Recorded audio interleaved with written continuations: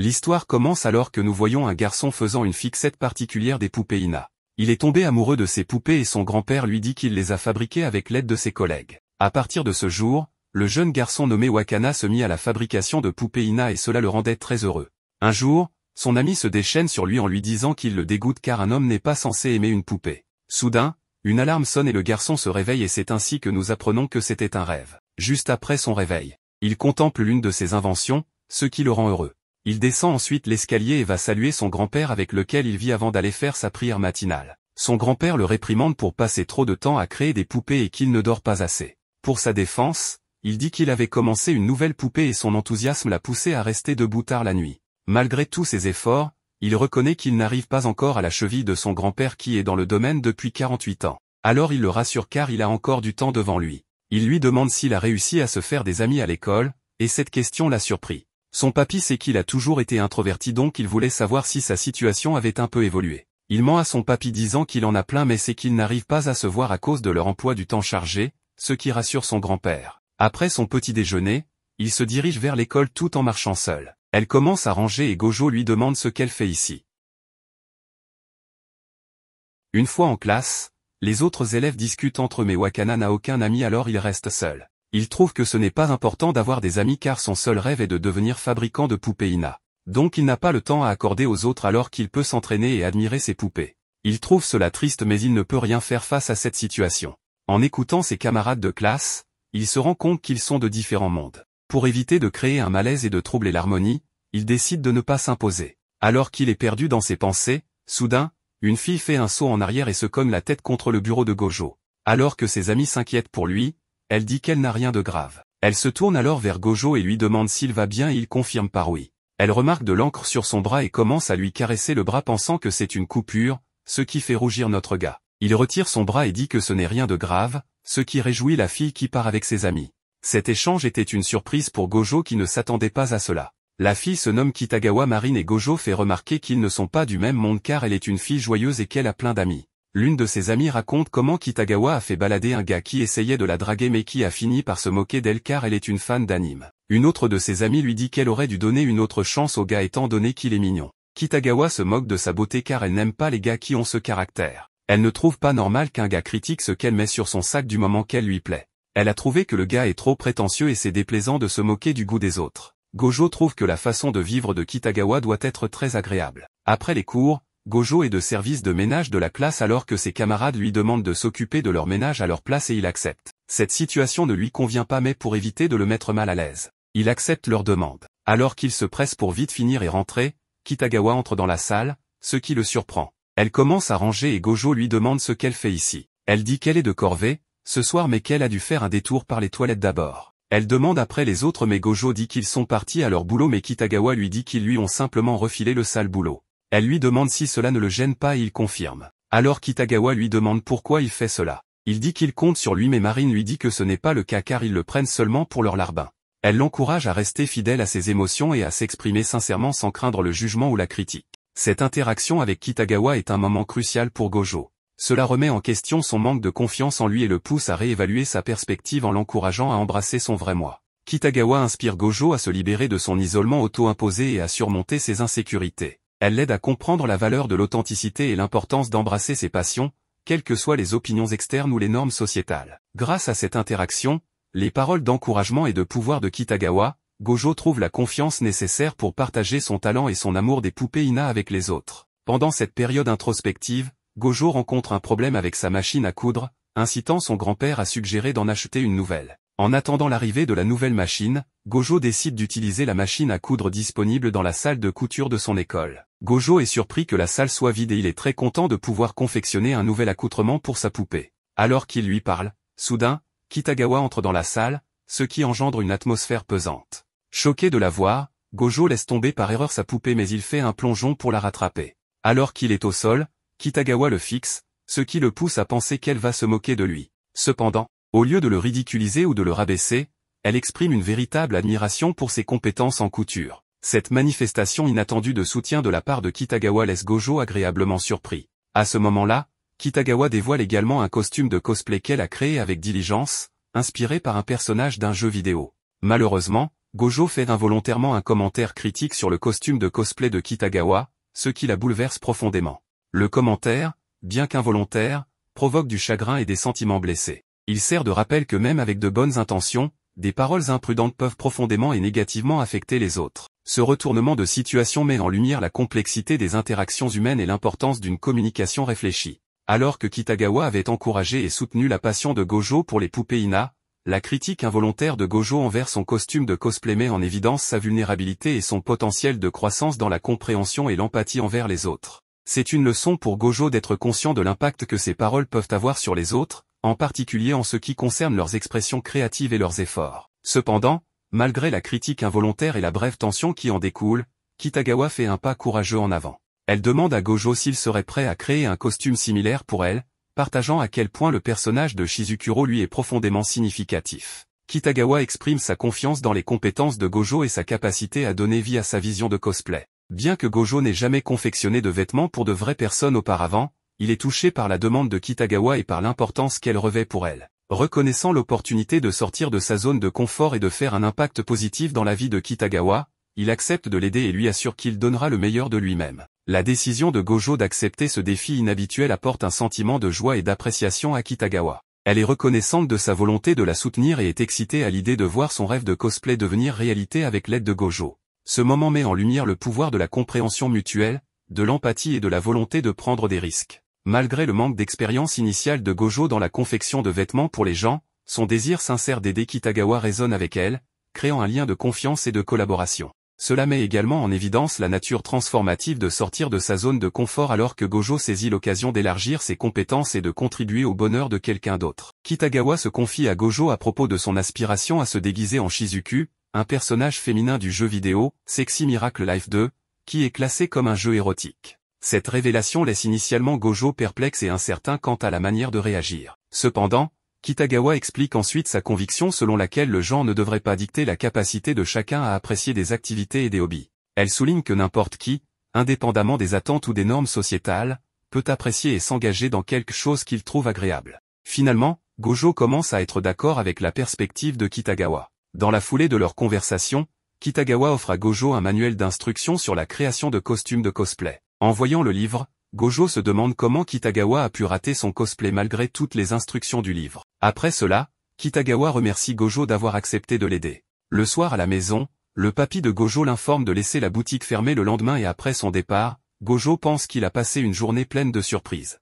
Le lendemain, Kitagawa surprend Gojo en visitant avec enthousiasme son atelier. Gojo est surpris étant donné qu'ils se sont donné rendez-vous le lundi mais Kitagawa révèle qu'elle ne pouvait pas attendre. Il lui demande comment elle a eu son adresse et elle lui révèle qu'elle l'a trouvée sur internet. Elle lui offre des cheesecakes et elle s'invite de son chef à l'intérieur de la maison. Elle monte à l'étage et rentre directement dans la chambre de Gojo et elle est surprise par le décor. Alors qu'elle admirait la chambre, le cœur de Gojo bat tellement fort qu'on aurait dit un grondement de tonnerre. C'est la première fois qu'une personne à part son papy entre dans sa chambre et par-dessus tout, la fille la plus populaire de son lycée. Maintenant qu'il arrive à se calmer, Kitagawa lui demande de prendre ses mensurations. Cela le prend au dépourvu et il se sent mal à l'aise à l'idée de prendre ses mesures car d'après le manuel de cosplay, elle doit être dévêtue. Pour empirer les choses, Kitagawa qui est imperturbable, révèle qu'elle était préparée en portant un maillot de bain sous ses vêtements. Sensible à l'inquiétude de Gojo concernant un éventuel embarras, Kitagawa l'assure qu'elle ne se sent ni honteuse ni consciente de la situation. Cette série d'événements souligne la détermination et la confiance de Kitagawa à poursuivre sa passion pour le cosplay,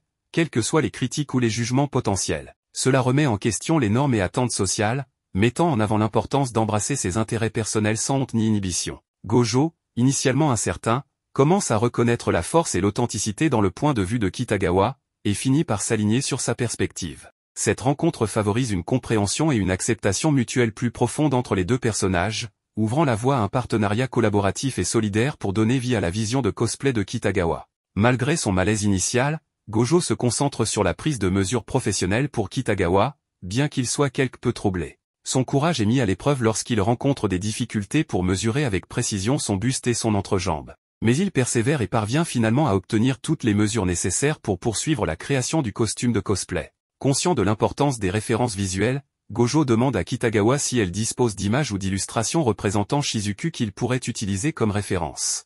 En réponse, Kitagawa partage les titres des deux jeux Sexy Miracle Life, fournissant à Gojo une compréhension globale du matériel source et lui permettant de rassembler des références visuelles pour le personnage Shizuku.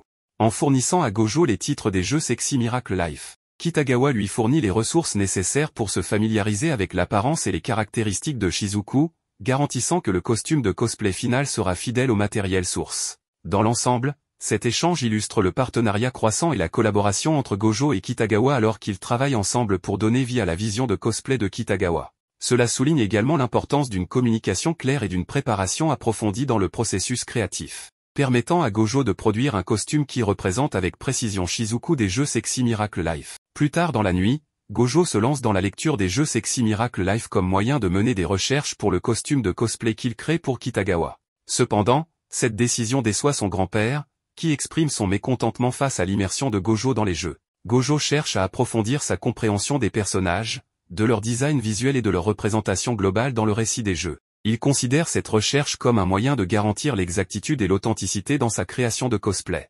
Cependant, le grand-père de Gojo exprime sa déception face au choix de Gojo de s'engager dans des jeux qui peuvent être considérés comme inappropriés ou destinés aux adultes. Il est probable que son grand-père ait des réserves concernant le contenu et les thèmes associés à de tels jeux, et il peut être préoccupé par l'exposition de Gojo à un matériel explicite ou mature. Cette différence de perspective entre Gojo et son grand-père met en lumière les écarts générationnels et culturels qui peuvent exister lorsqu'il s'agit d'évaluer et de comprendre différentes formes de médias. Une nuit, Gojo fait un rêve bizarre à propos de Kitagawa. Elle porte la robe tout en restant dans son personnage.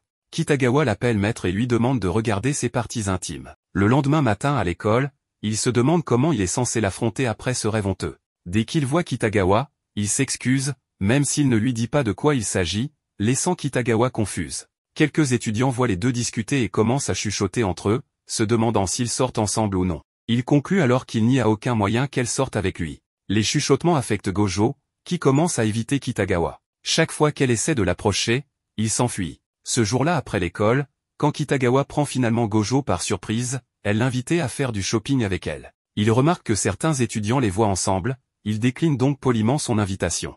Il s'enfuit à nouveau et se cache derrière un coin.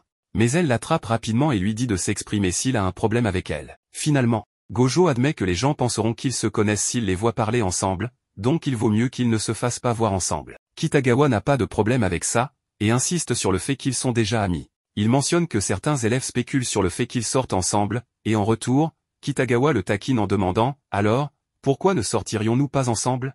Cela le met mal à l'aise. Malgré cela, elle réussit à le convaincre d'aller faire du shopping avec elle cet après-midi-là. Dans la boutique spécialisée, il y a toutes sortes d'articles dédiés aux besoins de cosplay. Kitagawa choisit le tissu à utiliser pour son costume lorsque Gojo lui tend un guide très détaillé avec une vue grand angle de son costume. Elle est émerveillée par son attention aux détails et sa capacité à concevoir un tel guide en si peu de temps. Il lui indique également les matériaux dont ils auront besoin pour terminer le costume. Après avoir discuté du plan, il se tourne vers le tissu pour en choisir un qui serait idéal. Kitagawa recommande un tissu mais Gojo lui en recommande un autre avec une meilleure qualité, car l'académie de Shizuku est une école prestigieuse. Après avoir fait le choix, Gojo commence à s'inquiéter car il n'a pas d'argent sur lui mais Kitagawa le surprend en lui remettant une enveloppe de cash. Avec cet argent, ils ont fini d'acheter tout ce qui leur est nécessaire. À la sortie, Kitagawa le remercie d'avoir porté le sac de course et il se prépare à aller dans une autre boutique. À l'intérieur, Gojo est surpris par le décor et toutes les différentes gammes de produits disponibles dans la boutique. Kitagawa se dirige vers le produit qu'elle recherche mais Gojo lui fait remarquer que cela ne correspond pas au personnage de Shizuku, c'est ainsi qu'il découvre qu'elle n'a aucun sens du détail. Gojo a donné ses opinions honnêtes et ses suggestions sur les articles qu'il devrait acheter, et Kitagawa lui en est reconnaissante. Elle admet qu'elle choisit toujours les mauvaises choses, et que sans lui, elle serait dans le pétrin.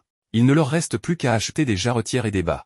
Gojo entre nerveusement dans une lingerie avec Kitagawa. Étant le seul homme dans la boutique, il est trop gêné, mais heureusement, son tourment prend bientôt fin et ils se rendent dans un restaurant pour manger. Pendant que les deux discutent, des gens dans la file entendent leur conversation sur Sexy Miracle Life. Kitagawa demande à Gojo jusqu'où es-tu allé dans Sexy Miracle Life et Gojo dit qu'il s'est arrêté à la partie où un gars se tient devant toute l'école à l'assemblée du matin et ne pouvait s'empêcher de partager son lait. Les gens qui ont entendu cette conversation entre eux sont trop abasourdis, l'un d'eux commente même que les lycéens de nos jours sont terrifiants. Après une longue journée, Gojo et Kitagawa rentrent chez eux.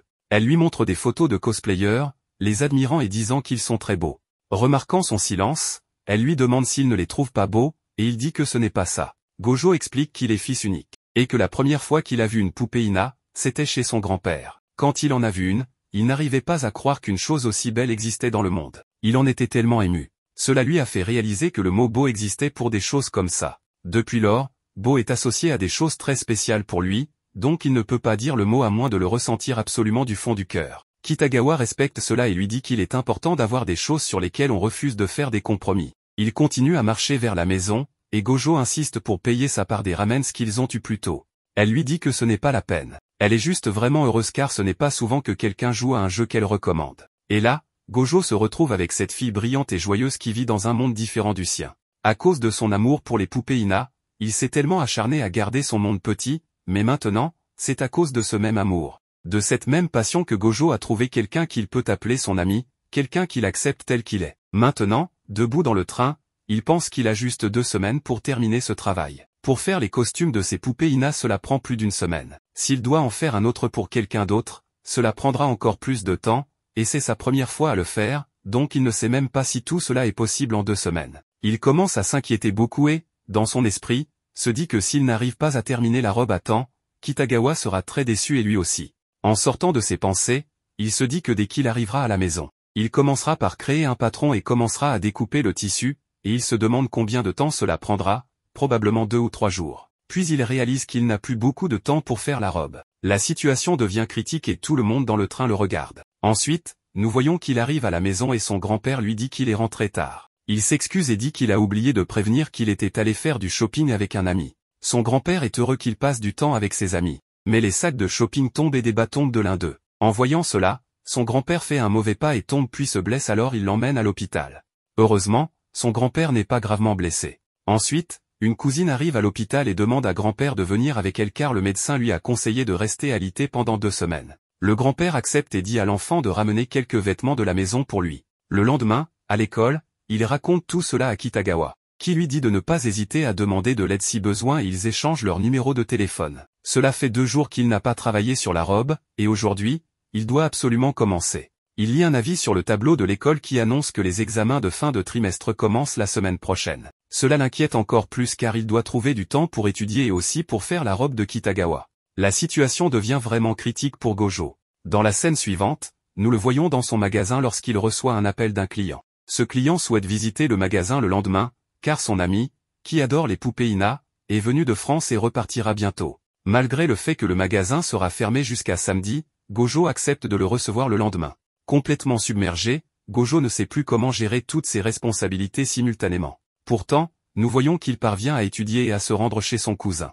Le lendemain, il gère bien le client et, le soir, il se consacre à la fabrication de la robe. Ensuite, en classe, il continue de planifier la fabrication de la robe et dès que la classe se termine, il se précipite chez lui. Kitagawa, elle, ne comprend pas pourquoi Gojo agit ainsi. Elle pense que peut-être, après la fin des tests, il est allé voir son grand-père. Elle espère qu'il va bien, mais en arrivant chez Gojo, elle voit que tout est en désordre, comme si personne n'avait nettoyé depuis longtemps. Gojo, allongé sur son lit, se plaint de maux de tête et sent qu'il est sur le point de tomber malade. Il ne peut pas se concentrer sur quoi que ce soit, et la robe n'est toujours pas prête. Il aperçoit alors un pinceau et se souvient que lorsque son grand-père était à l'hôpital, il avait demandé à ce qu'on lui apporte ses pinceaux. Gojo se rappelle que son grand-père disait toujours que s'il ne pratiquait pas un jour, il lui faudrait 3 jours pour rattraper le retard. Gojo pense à quel point il est difficile de devenir maître dans quelque chose que l'on aime vraiment, et il commence à douter de lui-même. Plongé dans ses pensées, il se souvient d'un moment de son enfance où il disait à son grand-père combien il trouvait difficile de fabriquer des poupées Ina.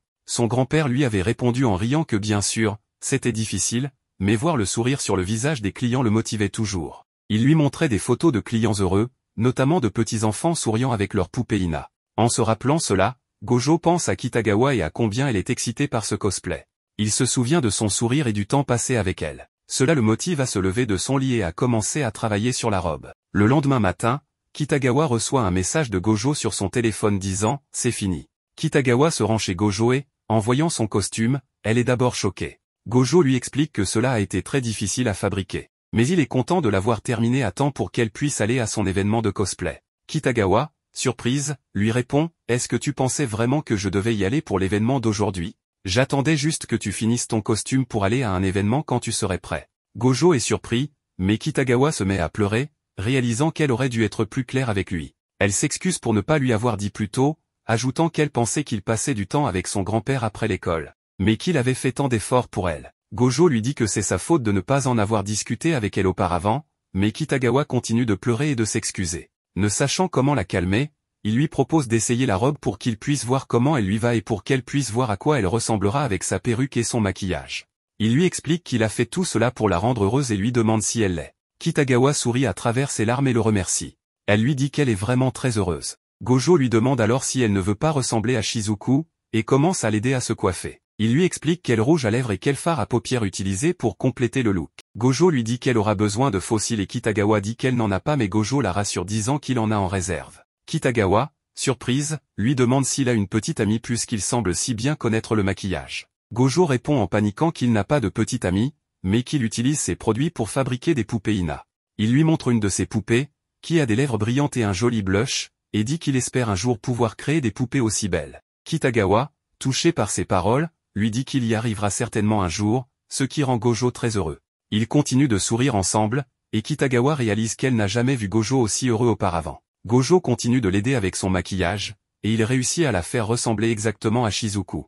Enfin, Kitagawa enfile son costume et se présente devant Gojo, qui reste bouche bée. En la voyant, il est émerveillé et elle lui demande si elle ressemble à Shizuku, ce que Gojo confirme. Elle devient heureuse et dit à Gojo qu'il est génial et que tout cela c'est grâce à lui. Il demande alors comment elle va et si elle se sent bien. Elle dit que ça va, mais que c'est un peu plus difficile de lever les bras, mais que ses sacs vont parfaitement. Cette jupe a la longueur parfaite aussi. Bien joué, Gojo. Gojo répond qu'il est flatté, mais qu'il y a encore beaucoup à faire. Marine dit qu'elle est tellement excitée et que c'est parfait. Gojo lui dit de se calmer. Elle ajoute ensuite qu'elle veut prendre des photos. Maintenant, Gojo prend ses photos. Alors que Marine regarde une photo, Gojo lui dit qu'elle devrait poser plus comme Shizuku. Elle dit d'accord, prenons une photo ici et qu'elle va poser comme elle. Mais quand elle pose, elle rit. Elle est tellement excitée et heureuse qu'elle ne peut pas s'arrêter de rire. Maintenant, elle essaie à nouveau sérieusement. Gojo prend une photo et dit que celle-ci ressemble à Shizuku. Et maintenant, il continue à prendre ses photos et chacune de ses poses ressemble à Shizuku. Après avoir terminé, elle regarde les photos et dit qu'elle les télécharge en ligne. Elle dit que ces photos sont mignonnes et ajoute qu'ils devraient aller à l'événement cosplay de demain. Le lendemain, ils arrivent à l'événement cosplay. Les yeux de Marine brillent d'excitation en voyant beaucoup de cosplayers. Elle regarde ensuite les cosplayers un par un et dit qu'ils sont incroyables et qu'elle fait ses débuts en cosplay en ce moment. Elle est heureuse. Mais quand elle regarde le visage de Gojo, il est en sueur froide. Il dit qu'il ne devrait pas être ici. Il y a trop de femmes autour. Il dit que tout le monde les regarde. Marine dit qu'elle pense qu'il regarde à cause de sa tenue incroyable. Gojo dit que non, c'est parce qu'il n'a pas sa place ici. Elle dit que c'est probablement parce que c'est le meilleur sac ici. Ensuite, il monte. Elle dit que tout est super détendu ici. Elle aperçoit une cosplayeuse et dit de regarder, qu'elle est tellement mignonne. Juste à ce moment-là, un photographe apparaît et demande s'il peut prendre des photos. Il lui demande si elle porte un cosplay de Shizuku, et avec un visage tout illuminé, Marine confirme que c'est le cas. Gojo se met de côté pour regarder Marine. Elle pose comme Shizuku pendant que le photographe prend ses photos. Elle regarde ensuite la photo et dit que c'est super mignon. Elle dit ensuite de prendre un selfie ensemble. Alors que le photographe part, un autre arrive. Mais ensuite, il réalise que traîner avec Marine comme ça va se terminer aujourd'hui. Il pense qu'il n'a jamais eu d'amis. Marine est la première à devenir son amie et traîner avec elle était tellement amusant. Juste à ce moment-là, Marine cherche Gojo et quand elle le trouve, elle se sent soulagée. Gojo ne peut pas la quitter des yeux. Après avoir terminé la séance photo, elle court vers Gojo. Elle s'arrête devant lui et dit qu'elle a cru qu'il avait disparu et qu'elle a paniqué. Elle dit ensuite que ses vêtements sont sur le point de tomber. Gojo demande quoi. Elle répète et dit que la nuit dernière, elle regardait les photos qu'il a prises d'elle et que la poitrine de Shizuku aurait dû être plus grande, alors elle a mis un nouveau soutien-gorge aujourd'hui. Maintenant, sa poitrine est littéralement sur le point d'exploser. Il dit qu'il a fait le costume pour lui convenir parfaitement, donc il n'y avait pas de place pour un nouveau soutien-gorge. Elle dit ensuite que ce costume est lui-même trop chaud et qu'elle va mourir. Gojo réalise que c'est parce qu'il a choisi un tissu plus épais. Ils entrent pour qu'elle puisse se rafraîchir. Elle sirote une boisson froide et dit qu'elle se sent un peu mieux. Il lui donne une compresse froide qu'elle met sur son front. Elle dit que ça fait tellement de bien. Ensuite, elle essuie aussi la sueur de ses aisselles. Gojo trouve un moyen de la rafraîchir. Ils doivent desserrer ses vêtements pour échapper à la chaleur. Elle lui demande de défaire sa fermeture éclair et Gojo panique en disant qu'il ne peut pas, mais il réalise qu'elle semble vraiment mal en point. Avec beaucoup de courage, il défait sa fermeture éclair. Elle dit que ça fait du bien, tandis que Gojo devient tout rouge. Elle lui demande ensuite d'essuyer son dos. Il essaie de ne pas perdre son calme et commence à essuyer. Elle fait des bruits, alors Gojo lui dit de baisser la voix. Elle lui demande ensuite une serviette pour nettoyer sous sa jupe, car c'est tout étouffé à l'intérieur. Après avoir utilisé une serviette pour nettoyer sous sa jupe et avoir fait quelques ajustements pour renforcer ses vêtements, elle dit à Gojo de retourner dehors. Avant de rentrer chez eux, ils sortent et appellent un photographe. Elle s'excuse d'être partie comme ça plus tôt et dit au photographe qu'il peut prendre des photos maintenant. Elle prend la pause. Pendant cette séance, une forte rafale de vent soulève la jupe de Marine, révélant des marques sur ses cuisses. Gojo et le photographe deviennent tous les deux rouges, et elle clique accidentellement sur l'appareil. Elle dit qu'elle va les supprimer immédiatement, mais tout ce qui inquiète Marine, c'est de ne pas avoir pu prendre la pause qu'elle voulait. Après l'événement, ils rentrent chez eux en train. Marine remercie Gojo en disant que c'est grâce à lui qu'elle a pu aller à l'événement. Gojo répond que ça a été une grande expérience pour lui aussi, et qu'il s'est vraiment beaucoup amusé. Gojo devient un peu triste en pensant que c'est la dernière fois avec Marine. Juste à ce moment, Marine dit qu'ils vont faire un autre cosplay ensuite et qu'il y a d'autres cosplays qu'elle veut faire. Gojo est heureux. Marine remarque cela et dit qu'il semble super heureux. Gojo rougit et dit qu'il a hâte de continuer à travailler avec elle. Elle le regarde, puis rit en disant que oui, bien sûr. Ensuite, elle lui montre le cosplay qu'elle veut faire ensuite, mais voit que Gojo a l'air très somnole. Elle suggère qu'il fasse une sieste. Elle commence à parler de l'événement et dit qu'elle l'a beaucoup apprécié. Gojo essaie de l'écouter avec ses yeux endormis. Il la regarde et se rappelle d'elle dans le cosplay de Shizuku. Il dit qu'elle était très belle aujourd'hui. Se rappelant que Gojo n'utilise le mot belle que pour des choses très spéciales associées à lui, cette réalisation stupéfie Marine et elle devient rouge. Après être arrivé chez Gojo, il décide de laver la perruque et le costume de Kitagawa. Il lit le manuel et verse l'adoucissant dans l'eau. Kitagawa suit les instructions et lave doucement la perruque avec ses mains pendant qu'il lit les étapes suivantes. Elle le regarde et ne peut pas détacher ses yeux de lui, le trouvant si mignon qu'elle en est toute rougie. Pendant ce temps, en ramenant son grand-père chez lui, la cousine de Gojo apprend comment il s'est blessé. Elle commente qu'il n'est pas inhabituel pour un lycéen comme Gojo d'avoir des bas de femme. Son grand-père répond qu'il voit bien cela. En arrivant à la maison,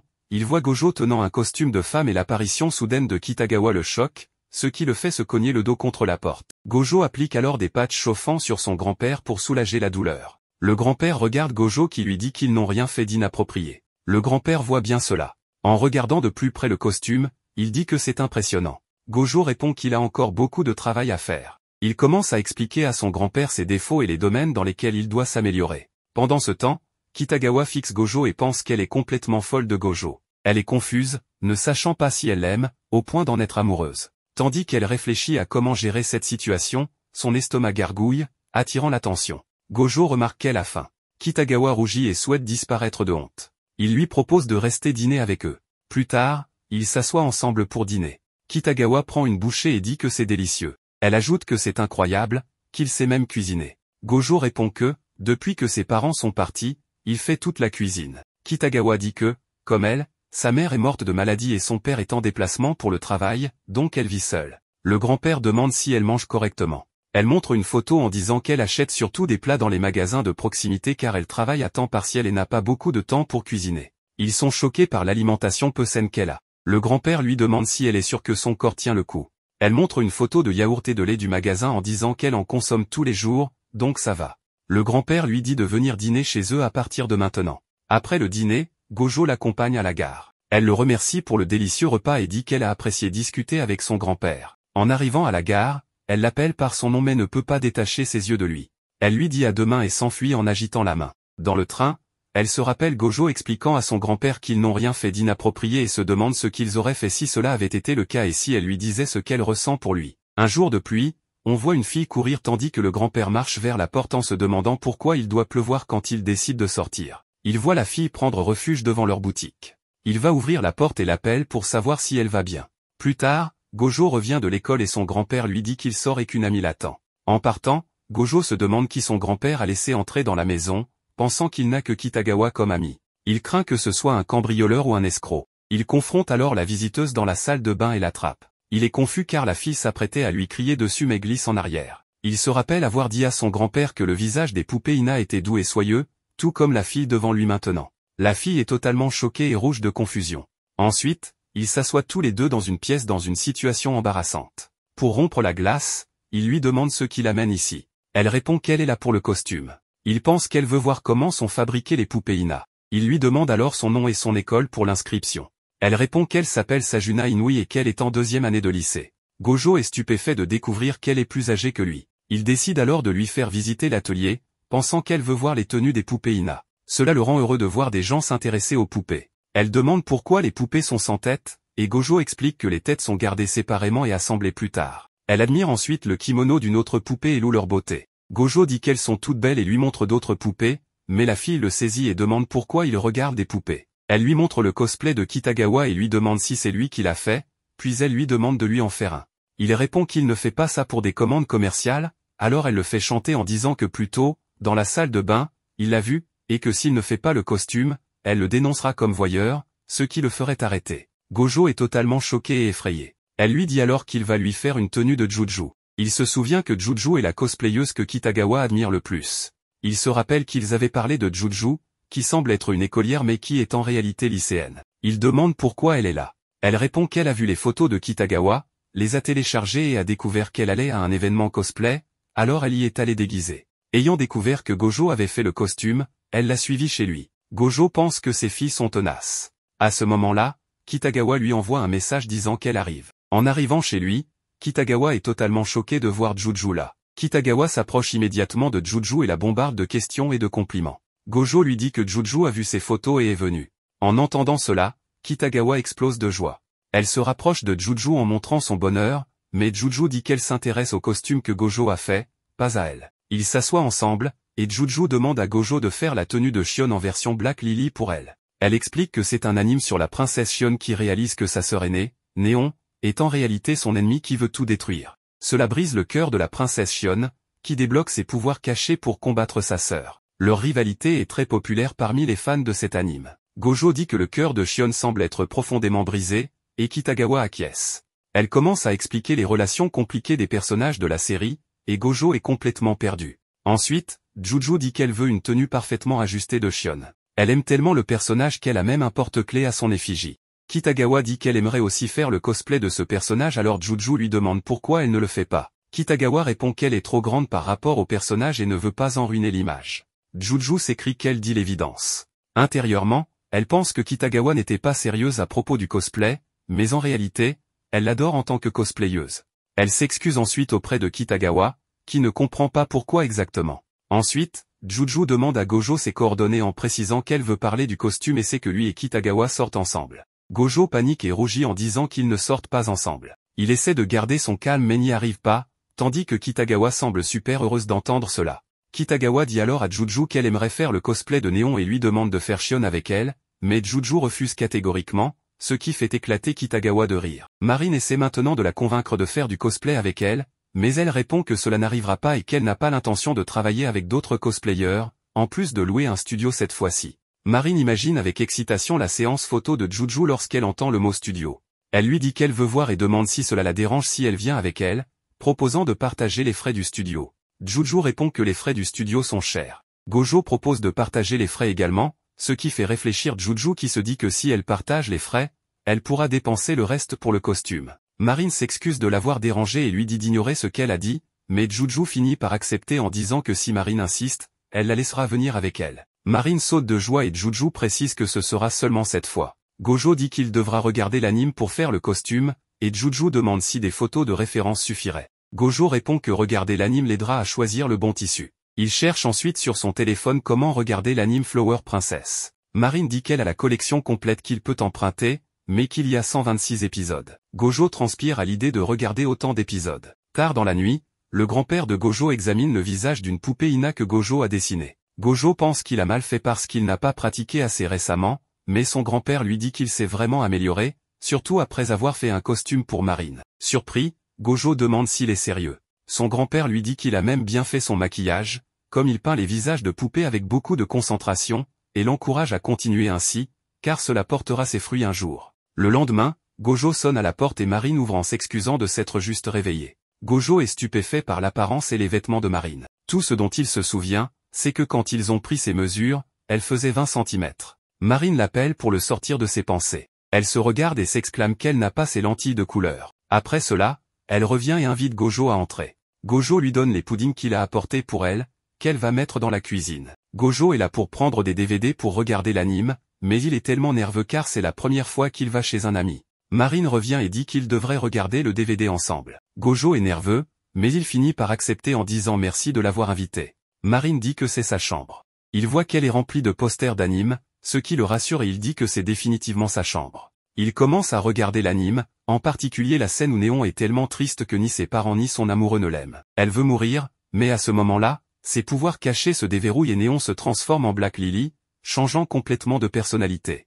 Gojo dit que c'est comme ça qu'elle change et devient maléfique. Ensuite, il voit la scène où Shion, en tant que Black Lily, se bat contre Black Lilia. Lorsqu'elle réalise que c'est sa grande sœur Néon, elle s'arrête et Néon en profite pour l'attaquer. En regardant la série, Marine et Gojo discutent des personnages. Quand Shion est vaincue, la princesse des fleurs apparaît et lui dit que les choses tristes et douloureuses ne dureront pas éternellement. Shion la fait taire en disant qu'elle ne comprendra jamais, et la frappe en ajoutant qu'elle est juste joyeuse, puis commence à se battre avec elle. Le crush de Shion, Sakuya, regarde ce combat avec son frère Soma, qui est le crush de Néon.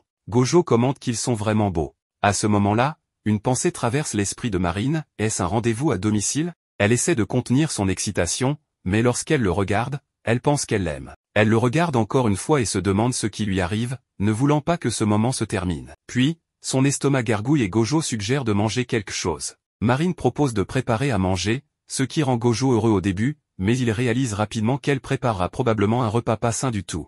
Elle lui dit de la laisser faire, enlève sa veste, attache ses cheveux et met un tablier. Elle réfléchit à ce qu'elle pourrait préparer, vérifie le frigo et décide de faire une omurice, en imaginant servir le plat à Gojo avec amour écrit dessus. Elle commence à couper des oignons, ce qui lui fait pleurer les yeux. Elle se met à cuisiner et trouve que le goût est délicieux, se félicitant d'être un génie. Cependant, le résultat final est un échec massif lorsqu'elle essaie d'envelopper l'omelette autour du riz. Elle s'excuse auprès de Gojo et dit qu'il n'a pas à le manger, mais Gojo le mange quand même en disant que c'est délicieux. Elle lui demande s'il est vraiment sincère, et Gojo répond que c'est vraiment bon. Elle décide alors de manger aussi, et il pense qu'il cuisinera la prochaine fois. Une scène émotive se produit dans l'anime, et Gojo commence à pleurer. Marine lui offre un mouchoir. Dans la scène suivante, Juju regarde un croquis du costume que Gojo a fait avant de le coudre, tout en parlant avec lui au téléphone. Elle lui dit qu'elle lui enverra les fonds pour le tissu, mais il répond qu'elle peut payer après que le costume soit fait. Il mentionne ensuite qu'il regardait ses photos de cosplay et remarque que ses yeux ont l'air complètement différents sur certaines d'entre elles. Elle lui demande de passer un appel vidéo et lui montre le ruban qu'elle utilise pour changer la forme de ses yeux et lui explique comment le faire. Gojo la remercie et elle lui demande s'il ne le savait pas avant. Il répond que le cosplay était sa première expérience. Elle est étonnée qu'il ait fait un costume aussi parfait pour sa première fois. Elle dit alors qu'ils prendront des photos avec un appareil photo, et que c'est sa sœur cadette qui le fait pour elle. Il dit que c'est pour ça que ses photos sont parfaites, et elle répond qu'il les édite parfois. Gojo demande s'il peut rencontrer sa sœur pour apprendre à utiliser un appareil photo. Elle accepte et lui donne l'heure et le lieu. Il envoie alors un message à Marine à ce sujet et elle l'appelle instantanément pour lui dire qu'elle viendra avec lui. Elle dit à son ami de partir devant pendant qu'elle parle avec Gojo. Marine pense que la sœur de Juju pourrait être plus petite et mignonne, et elle est excitée de la rencontrer. Mais quand ils la rencontrent, ils sont totalement choqués. Elle n'est pas ce que Marine avait imaginé et est un peu timide avec une poitrine énorme. Marine demande sa taille, et Gojo veut l'arrêter mais réalise rapidement qu'elle parle de sa hauteur. Marine est émerveillée en voyant les photos que Shinju a prises de Juju. Elle s'exclame qu'elles sont super mignonnes. Juju explique qu'elle a juste demandé à sa sœur de prendre ses photos, mais que Shinju a créé un compte et a téléchargé les photos aussi. Shinju explique qu'elle voulait simplement que quelqu'un voie les jolies photos de sa sœur, alors elle a créé le compte et commencé à télécharger les photos. Ces photos ont reçu de nombreux j'aime et compliments, mais comme elle ne savait pas comment répondre à tous ces étrangers, elle les a finalement ignorés. Marine dit que Shinju doit vraiment aimer Juju, et Shinju répond avec enthousiasme qu'elle l'aime beaucoup, ce qui fait sourire Juju, bien que légèrement agacé. Shinju leur montre ensuite l'objectif numérique qu'ils vont utiliser pour la séance photo cette fois-ci. Marine trouve cela cool et Shinju explique comment il fonctionne et qu'il est possible d'utiliser différents objectifs pour prendre des photos. Gojo demande si photographier avec un réflexe numérique est très différent d'un smartphone. Shinju répond qu'un appareil photo offre une haute résolution et permet de prendre des photos avec l'arrière-plan flou, d'ajuster la vitesse d'obturation pour capturer clairement des pétales tombants ou flouter l'avant-plan pour rendre l'ensemble de la photo plus doux. Marine trouve cela très amusant. Shinju dit que prendre des photos de sa sœur la rend heureuse. Marine demande à Shinju si voir des cosplayers lui donne envie d'essayer. Shinju répond qu'elle aime juste prendre des photos. Marine prend l'appareil photo pour l'essayer et prend une photo de tout le monde. Gojo vérifie ensuite le prix du réflexe numérique et, en voyant le prix, s'exclame qu'il est trop cher. Marine lui dit qu'il est trop bruyant et il se sent encore plus accablé quand Juju ajoute que cela coûte encore plus cher avec d'autres équipements. Gojo n'en revient pas que les appareils photo que tout le monde avait lors de l'événement étaient si chers. Marine dit qu'ils continueront à utiliser des smartphones jusqu'à ce qu'ils aient assez économisé. Avant de partir, Juju propose d'aller repérer des lieux de tournage avant de louer. Marine et Gojo acceptent avec enthousiasme. Le lendemain, ils arrivent tous devant le studio, une vieille bâtisse un peu effrayante. Marine et Shinju entrent tandis que Gojo dit que c'est l'endroit parfait pour cosplayer la scène de dépression de Black Lily. Juju acquiesce et entre en disant que l'atmosphère est un peu effrayante. Marine dit qu'ils vont jeter un coup d'œil à l'étage et Gojo demande à Juju si cet endroit la met mal à l'aise. Elle entre hésitante en disant que ce n'est pas du tout vrai. Marine observe l'endroit et remarque qu'il est un peu sombre, mais Shinju lui dit qu'ils ont un flash, donc ils seront bien. Elle lui explique ensuite comment le flash aide lors des prises de vue et Marine trouve cela incroyable. Pendant ce temps, Gojo regarde par la fenêtre et remarque qu'il pleut beaucoup. Il observe Juju qui semble avoir peur et s'approche d'elle pour lui demander si elle va bien. Elle répond qu'elle va bien, mais ce n'est pas vrai. Gojo lui propose d'explorer l'endroit pour elle, mais elle refuse en disant qu'elle va cosplayer Black Lily, donc elle le fera elle-même. Elle lui demande ensuite quels sont ses rêves futurs. Il répond qu'il veut devenir fabricant de poupées Ina, et elle trouve que c'est un rêve merveilleux. Elle partage ensuite son propre rêve, elle a toujours voulu devenir Black Lily depuis son enfance parce qu'elle est cool, forte et porte de beaux costumes. Elle était obsédée par Black Lily, mais à l'école primaire, elle a compris qu'elle ne pourrait pas avoir de pouvoir comme elle. Au collège, elle a découvert qu'on pouvait acheter des costumes et faire du cosplay. Elle en a acheté un, mais il était trop grand pour elle, et son premier cosplay était affreux. Cette fois, Juju sent que son rêve peut devenir réalité en cosplayant correctement Black Lily. Gojo lui demande pourquoi elle lui a demandé de créer un costume aussi important alors qu'il y a beaucoup de personnes plus qualifiées que lui. Elle répond qu'elle était jalouse de voir le cosplay parfait de Marine et qu'elle voulait également porter un costume fait par lui. Elle dit ensuite que c'était le coup de foudre en voyant son costume. Cela rappelle à Gojo un souvenir d'enfance lorsqu'il a vu des poupées Ina pour la première fois et a dit qu'elles étaient magnifiques. Son grand-père a ri et a dit qu'il faisait ses beautés pour que les gens tombent amoureux au premier regard. Gojo lui a alors dit qu'il voulait être comme lui. Son grand-père lui a répondu qu'il le deviendrait avec un peu de pratique. Des larmes aux yeux, Gojo réalise combien son grand-père était heureux. Mais cette scène effraie Juju. Elle essaie de l'arrêter alors qu'il s'approche, mais il lui prend les mains en disant merci d'apprécier son travail. C'est la première fois qu'un garçon lui tient la main, ce qui l'a fait s'évanouir. Quelques jours plus tard, c'était le dernier jour de l'examen. Marine propose à Gojo d'aller à la plage. Ils se retrouvent à la plage et Marine savoure son burger quand Gojo lui demande s'ils sont venus pour prendre des photos. Marine répond que non, elle veut juste se détendre après les examens finaux. Gojo réalise que Marine est toujours ainsi. Elle demande des frites, mais un faucon lui vole son burger. Il continue à marcher, mais l'oiseau les suit. Elle suggère de manger ailleurs en regardant l'océan pour voir si l'oiseau vole encore leur nourriture. Gojo jette des frites à l'oiseau, disant qu'ils ont encore un burger. Marine rit. Il s'assoit près de l'océan et Gojo lui tend un burger qu'elle partage avec lui. Gojo dit que cette brise est agréable, et Marine répond que oui. Elle décide de tremper ses pieds dans l'eau. Gojo la regarde, pensant à quel point elle est libre. Il rougit en voyant sous sa jupe. Elle s'amuse dans l'eau et l'appelle à la rejoindre. Gojo enlève ses chaussures et entre dans l'eau, disant que ses pieds s'enfoncent dans le sable. Marine lui dit qu'il est trop nerveux. Gojo se souvient du plaisir qu'il a eu à dessiner des visages de poupées Ina et dit qu'il n'a jamais pensé à faire autre chose. Il n'est jamais allé à des endroits comme celui-ci. Il dit que la plage est magnifique et Marine le regarde fixement. Elle propose qu'ils aillent dans plein d'endroits ensemble pendant les vacances d'été, juste tous les deux. Gojo répond qu'il adorerait, mais elle réalise ce qu'elle vient de dire et s'écarte, rougissante. Elle se rafraîchit avec une bouteille d'eau froide, puis regarde Gojo et prend une photo de lui, pensant qu'il est super. Juste à ce moment-là, Gojo glisse dans l'eau et elle court vers lui pour lui demander s'il va bien. Dans la scène suivante, nous les voyons marcher vers la chambre de Gojo après être revenus du shopping. Soudain, Marine soulève sa jupe, et Gojo s'exclame qu'elle ne doit pas lui faire peur comme ça. Marine lui rappelle qu'elle lui avait parlé de ce nouveau maillot de bain qu'elle a acheté pendant qu'ils discutaient, mais qu'il n'avait jamais répondu. Gojo s'éloigne en disant de le laisser tranquille un moment. Marine demande ce qui se passe, et il lui dit de ne pas le toucher, s'il te plaît. Marine ne comprend pas pourquoi il agit ainsi, mais il est complètement gêné après l'avoir vu. Ensuite, Marine peint la pierre pour le cosplay et la fait sécher en remarquant que le résultat est super joli. Elle dit qu'elle est super contente et que ça fait du bien de se sentir utile. Gojo se sent utile en l'aidant avec le cosplay.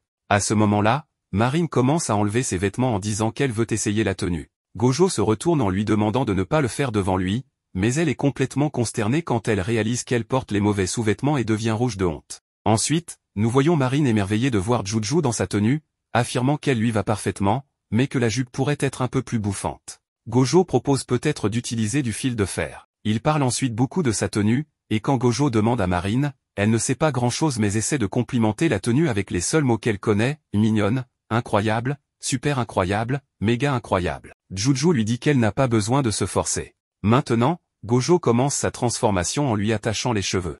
Juju regarde sa boîte de maquillage et lui donne des conseils pour un cosplay de Black Lobelia.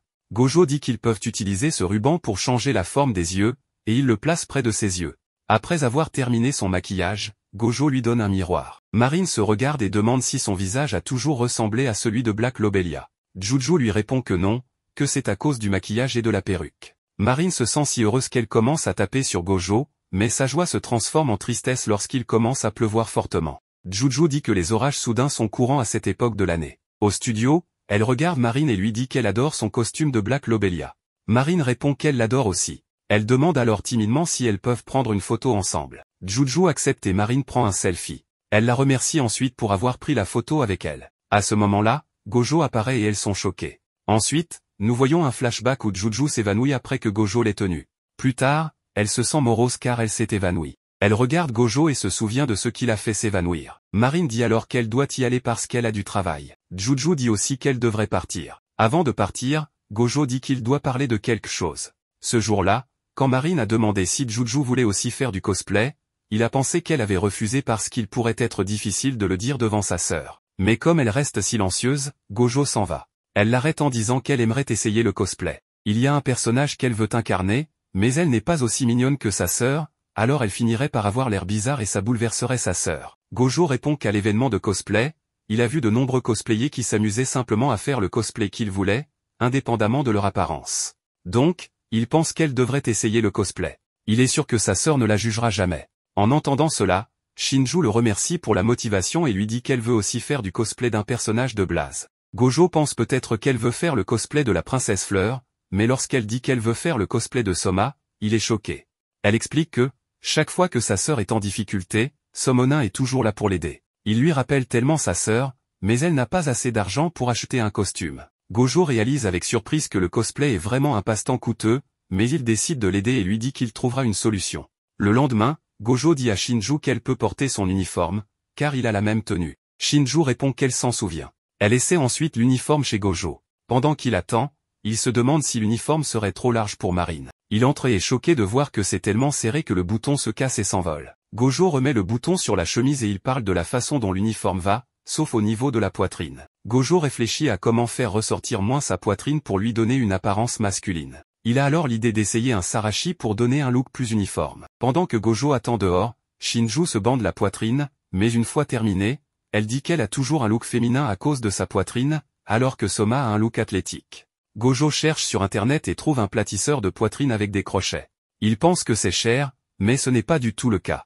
Gojo dit que cela aidera. Il essaie de prendre ses mesures, mais l'écrase accidentellement. Le lendemain, il apporte la perruque pour son costume et se prépare à la couper. Shinju pense qu'il est si confiant à ce sujet, mais il avoue que c'est stressant et difficile de couper quand il sait qu'il ne peut pas se tromper. Elle rit mais s'excuse rapidement. Gojo pense à Marine, toujours si confiante et n'hésitant jamais à faire ce qu'elle veut. En se rappelant cela, il dit qu'il va maintenant couper. Après cela, il lui dit qu'il a aussi acheté du maquillage pour elle et commence à la maquiller. De retour au présent, elle se tient devant Juju, qui est émerveillé de la voir. Elle ressemble exactement à Soma. Marine dit qu'elle est incroyable. Gojo demande si c'est bien et elle répond émotionnellement que oui. Marine est tellement excitée de la voir en Soma, qu'elle demande un selfie, et ils prennent tous un selfie ensemble. Ensuite, nous les voyons prendre des photos de Juju en Black Lily. Elle paraît tellement impressionnante à Gojo, qui voit Shinju prendre des photos. Shinju dit alors à Marine que c'est son tour. Elle décide de recréer la scène de Black Lobelia et Black Lily. Marine s'approche de Juju, et soudain,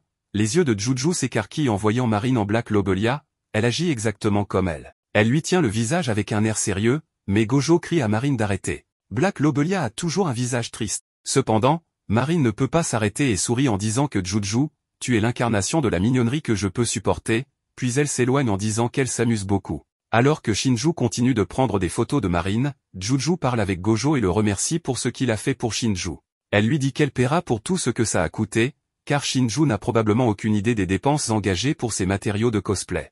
Gojo répond que ce n'est pas grave, mais Juju insiste en disant qu'il doit être sérieux quand il s'agit d'argent. Elle dit qu'elle ne savait pas que Shinju voulait faire du cosplay, et Gojo répond que parfois, il faut beaucoup de courage pour dire ce que l'on aime. Juju pense que Gojo a fait tellement pour sa sœur et le trouve merveilleux. Gojo se tourne et demande si elle a dit quelque chose, mais elle répond que non. La scène se déplace vers Marine, tandis que Shinju continue de prendre ses photos.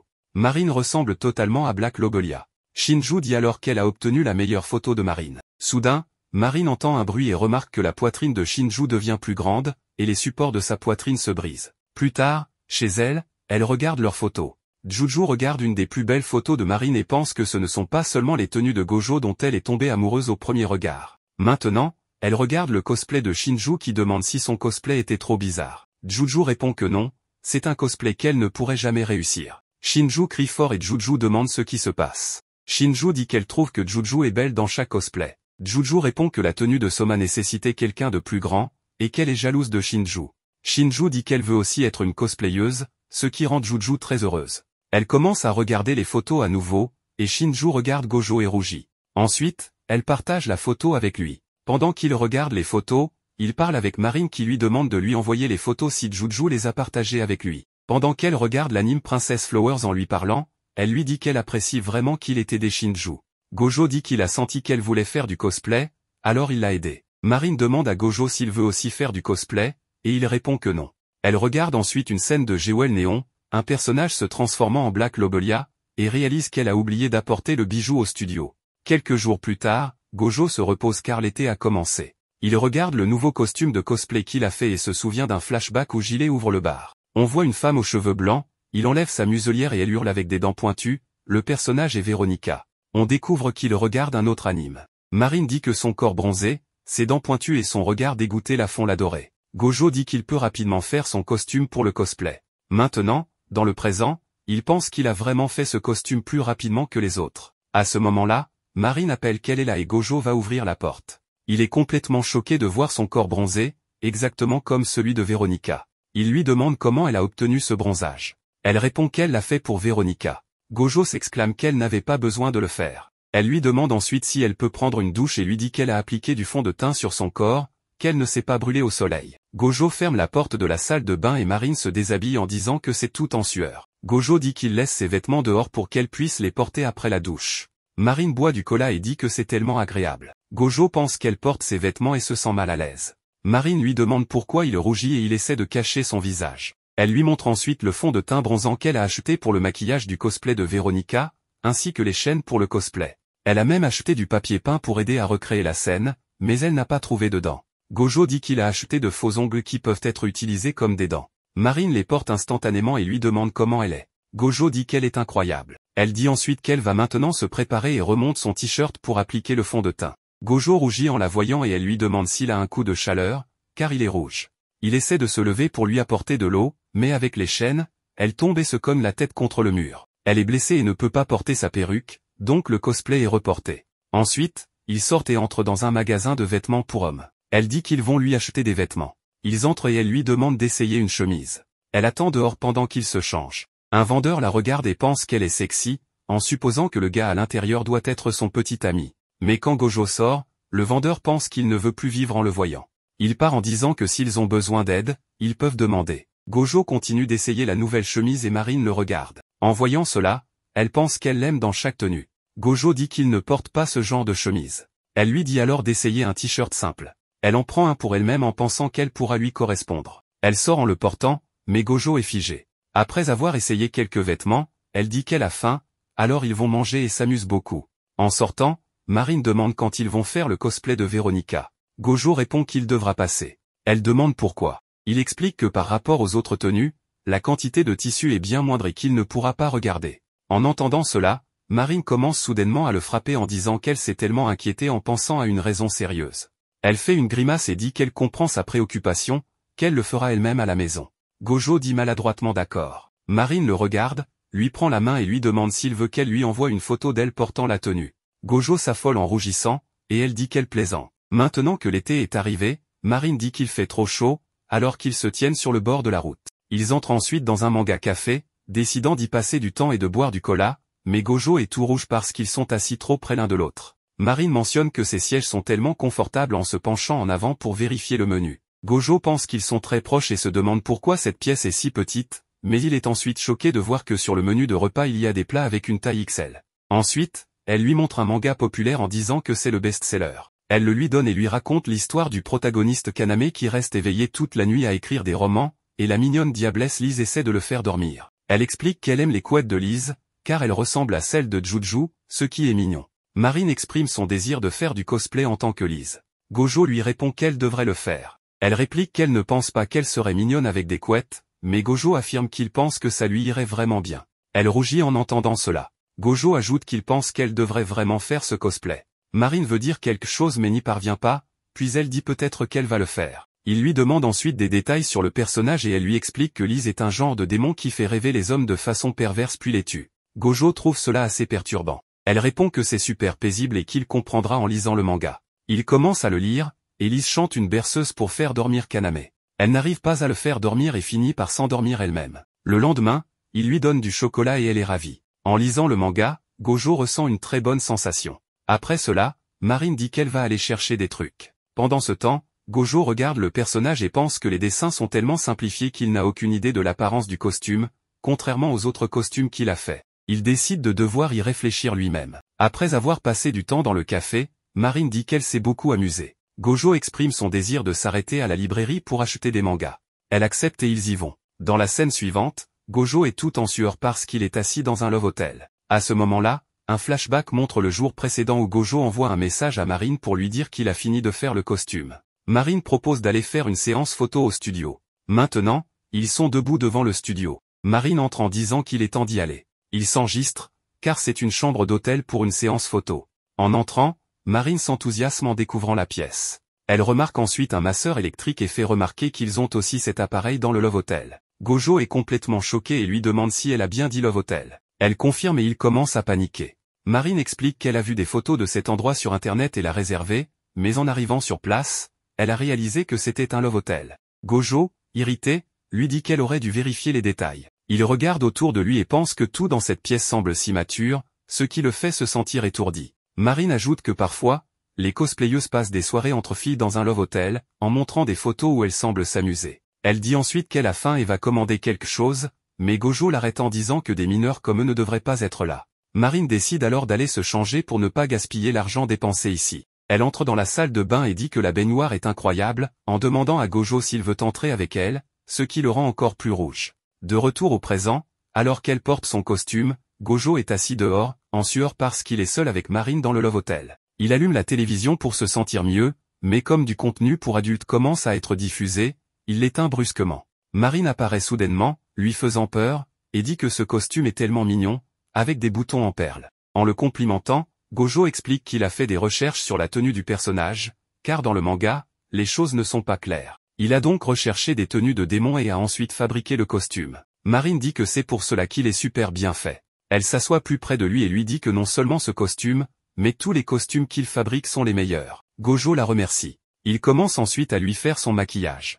Une fois terminé, elle lui demande si elle est belle avec des couettes. Il répond que cela ressemble à Lise sortie tout droit du manga. Elle dit qu'elle est super embarrassée, et il lui dit qu'elle est magnifique, pensant qu'il parle de la perruque, ce qui la rend triste. Elle dit ensuite qu'elle aime beaucoup ses ailes. Gojo dit qu'il veut recréer certaines scènes, alors il a acheté des accessoires. Marine en prend un en disant qu'il se sent somnole. Gojo souhaite avoir pris des photos de cela. Il commence à la photographier. Elle dit qu'elle aime tellement ses ailes. Il la prend en photo dans différentes poses, recréant des scènes du manga. Dans la scène avec le chocolat, elle est adorable en mangeant, et il prend autant de photos qu'il peut. Elle boit ensuite du cola et dit qu'elle se sent tellement bien. Gojo lui demande maintenant de recréer la scène où elle chante une berceuse. Elle pose ainsi, mais la photo qu'il prend ne semble pas bonne, quelque chose manque, un contact visuel direct. Il a alors une idée et lui demande de monter sur lui. Elle accepte et s'assoit sur lui. Elle dit qu'elle est assise sur lui, prête à prendre la pose. Gojo dit qu'il est prêt et prend la photo. Elle la regarde et dit que c'est parfait. Marine dit qu'elle s'amuse beaucoup, et Gojo répond qu'il s'amuse aussi beaucoup. Mais il réalise alors dans quelle position ils se trouvent et qu'ils sont dans un Love Hotel. Il regarde Marine et se sent mal à l'aise. Il lui demande de se lever immédiatement et la tient accidentellement. Elle est sur le point de crier mais s'arrête, et son téléphone tombe sur l'interrupteur, éteignant la lumière. Ils se regardent, complètement rouges, et sont sur le point de s'embrasser quand le téléphone sonne. La direction de l'hôtel appelle pour dire qu'il est temps de partir. Marine dit qu'elle va se changer dans la salle de bain, pensant qu'ils étaient beaucoup trop proches. En quittant l'hôtel, un couple adulte passe à côté d'eux. La femme les regarde et pense qu'ils sont mignons ensemble. À la maison, Gojo ne peut pas sortir Marine de sa tête. Maintenant, nous voyons Gojo dessiner le visage d'une poupée Ina quand il aperçoit des feux d'artifice par la fenêtre. À ce moment-là, il reçoit un message de Marine disant « Aide-moi ». Gojo lui rend visite et apprend qu'elle a juste besoin d'aide pour faire des fleurs en ruban pour son nouveau cosplay. Elle lui raconte ensuite qu'elle a demandé à son père de l'emmener au festival, mais il a refusé parce qu'elle n'avait pas terminé ses devoirs. Gojo lui demande pourquoi, et elle explique qu'elle a réservé plusieurs jobs et a oublié de faire ses devoirs. Il lui demande quel travail elle fait, et elle lui montre un magazine. Gojo est étonné de la voir dedans. Elle explique que l'éditeur de ce magazine était au salon où elle va habituellement et lui a demandé si elle était intéressée, alors elle a tenté sa chance. Gojo lui dit qu'elle est superbe. Elle ajoute qu'elle fait plus de séances photo récemment parce qu'elle veut acheter un appareil photo réflexe numérique. Gojo est impressionné qu'elle envisage d'acheter un appareil photo si cher. Ensuite, elle propose à Gojo de regarder un film. Elle dit que c'est un film d'horreur, mais pas effrayant du tout. Cependant, c'est elle qui a le plus peur en regardant le film, tandis que Gojo n'a pas peur du tout. À la fin du film, il dit qu'il veut revoir une scène. Marine, effrayée, demande pourquoi, et il répond qu'il pourrait apprendre quelque chose des costumes et du maquillage. Marine se détourne pour ne pas avoir plus peur. Après cela, elle fait ses devoirs d'anglais et se sent heureuse de les avoir terminés, mais elle se souvient qu'elle a oublié ses devoirs de mathématiques à l'école. Ils y vont donc pour les récupérer. En quittant la classe, elle aperçoit la piscine de l'école et y entraîne Gojo. Elle dit qu'elle va juste tremper son pied, mais finit par tomber dedans. Gojo est totalement paniquée quand elle ne ressort pas et saute pour la sauver. En la ramenant à la surface, elle dit qu'elle a vraiment cru qu'elle allait y passer. Elle se relève et dit qu'elle ne sait pas nager, mais qu'elle aime tellement l'eau qu'elle va à la plage avec ses amis. Elle aime regarder l'océan, s'asseoir et écouter les vagues, donc elle aime y aller même si elle ne sait pas nager. Gojo dit qu'il ressent la même chose, même s'il ne sait pas encore peindre les visages des poupées, il les adore. Elle propose ensuite d'aller au festival ensemble. Gojo lui demande pour ses devoirs, et elle dit qu'elle les terminera super rapidement. Plus tard dans la journée, alors que Gojo peint le visage d'une poupée, il reçoit un message de Marine disant qu'elle fait ses devoirs. Le soir, alors que Gojo se prépare à partir pour le festival, son grand-père lui dit de faire attention et il lui dit au revoir. Il prend le train pour se rendre au festival et, en arrivant, il est impressionné par la foule. Il regarde les messages de Marine et l'attend. Elle arrive en s'excusant pour l'attente.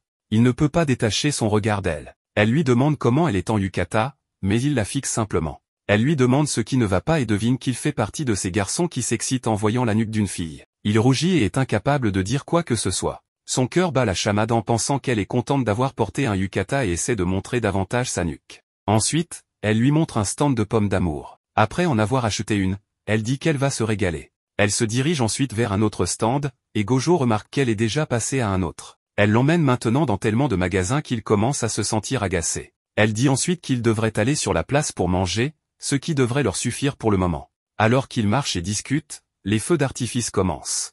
Ils sont tous les deux émerveillés par ce spectacle incroyable. Gojo pense que les voir de si près fait résonner le son dans tout son corps. Il se rappelle que lorsqu'il était seul sans amis, voir des feux d'artifice de sa fenêtre ressemblait à un bruit fort et lointain, mais cette année, c'est tellement incroyable de les regarder de si près, tout cela grâce à Marine. Il la regarde et la fixe. Elle le regarde en retour et tire soudainement la langue, ce qui le fait paniquer en s'exclamant que sa langue a changé de couleur. Après le festival, ses pieds sont complètement endoloris par ses chaussures. Il propose d'acheter un pansement, mais elle lui demande simplement de la porter. Tout rouge, il la prend sur son dos. En s'éloignant, elle s'excuse de le faire porter et promet d'être plus prudente pour le festival de l'année prochaine. Gojo est heureux à l'idée de passer une autre année avec elle. Ils parlent beaucoup par la suite. La nuit, alors que Gojo est sur le point de dormir, Marine l'appelle, complètement effrayée après avoir regardé un autre film d'horreur seule. Elle explique qu'elle a eu l'impression que quelqu'un était là lorsqu'elle a pris un bain et qu'elle est maintenant terrifiée par le moindre bruit. Gojo décide de rester en ligne avec elle jusqu'à ce qu'ils s'endorment tous les deux. Ils se mettent au lit et parlent de combien ils se sont amusés cette année, mais Gojo commence à somnoler. Alors qu'elle pense qu'il s'est endormi, elle lui dit qu'elle l'aime et lui souhaite bonne nuit. Ainsi, l'histoire se termine avec Gojo, inconscient du fait que Marine est déjà amoureuse de lui. Kitagawa et Gojo sont tranquillement assis dans les escaliers du lycée, en attendant la reprise des cours. Pendant ce temps, Gojo regarde une nouvelle série, évidemment recommandée par Kitagawa pour qu'il puisse trouver une idée de nouveau cosplay. Cette fois, c'est un anime sur 3 lapines tueuses. Ça semble être une comédie, et le personnage que Kitagawa veut incarner s'appelle Arisha. C'est le costume typique de Lapine, donc cela ne demande apparemment pas trop d'efforts pour Gojo. Le plus long, c'est qu'il doit regarder tout l'anime pour bien comprendre le personnage et concevoir le costume. Cela dit, il est content de le faire. Kitagawa lui dit qu'il n'a pas besoin de se presser ou de regarder toute la série d'un coup, mais comme Gojo aime bien l'anime, ce n'est pas un souci. Kitagawa précise qu'elle adore les costumes de Lapine, que beaucoup de gens en sont fans, ce qui est vrai. Gojo ne le savait pas, mais maintenant c'est bien clair. Kitagawa préfère toutefois les modèles classiques, ceux d'Halloween, parce que ce qui est ancien, traditionnel, reste toujours plus beau, plus apprécié. Elle le dit à Gojo, qui comprend parfaitement, car cela lui rappelle ses poupées Ina, rien de plus classique que ça. D'un autre côté, Kitagawa veut louer un studio pour prendre des photos.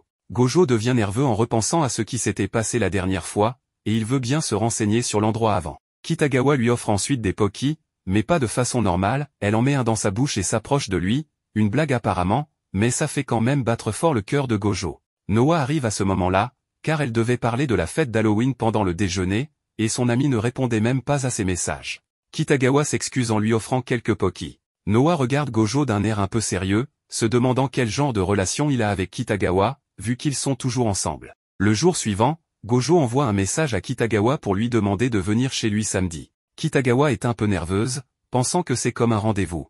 Il ne lui avait jamais demandé ça avant, donc elle est excitée. Mais une fois sur place, ce n'est pas du tout ce qu'elle pensait. Gojo est déprimé, le cosplay n'est pas comme il l'espérait. Le costume ne tient pas bien, c'est une pièce unique sans bretelles pour les épaules, donc si Kitagawa le porte, tout risque de glisser. Gojo est déçu de ne pas y avoir pensé. Kitagawa propose d'ajouter des bretelles transparentes, mais Gojo pense que cela dénaturerait la forme du costume. Kitagawa suggère aussi de le fixer avec un clip pour l'ajuster au corps. Ils partent donc acheter des bretelles. Au magasin, Gojo explique la situation à un vendeur en lui montrant le costume de Lapine. Le vendeur est un peu surpris, pensant que Gojo veut le porter lui-même, mais il se dit que les temps ont changé, et voyant l'enthousiasme sincère du garçon, il décide de l'aider. Il comprend ensuite que le costume est pour Kitagawa, et s'excuse. Kitagawa, quant à elle, se demande tout de même à quoi ressemblerait Gojo en Lapine. Le vendeur leur explique qu'il n'y a pas besoin de bretelles, le costume peut tenir avec des baleines, des coussinets, comme un corset. Gojo se sent un peu bête de ne pas y avoir pensé,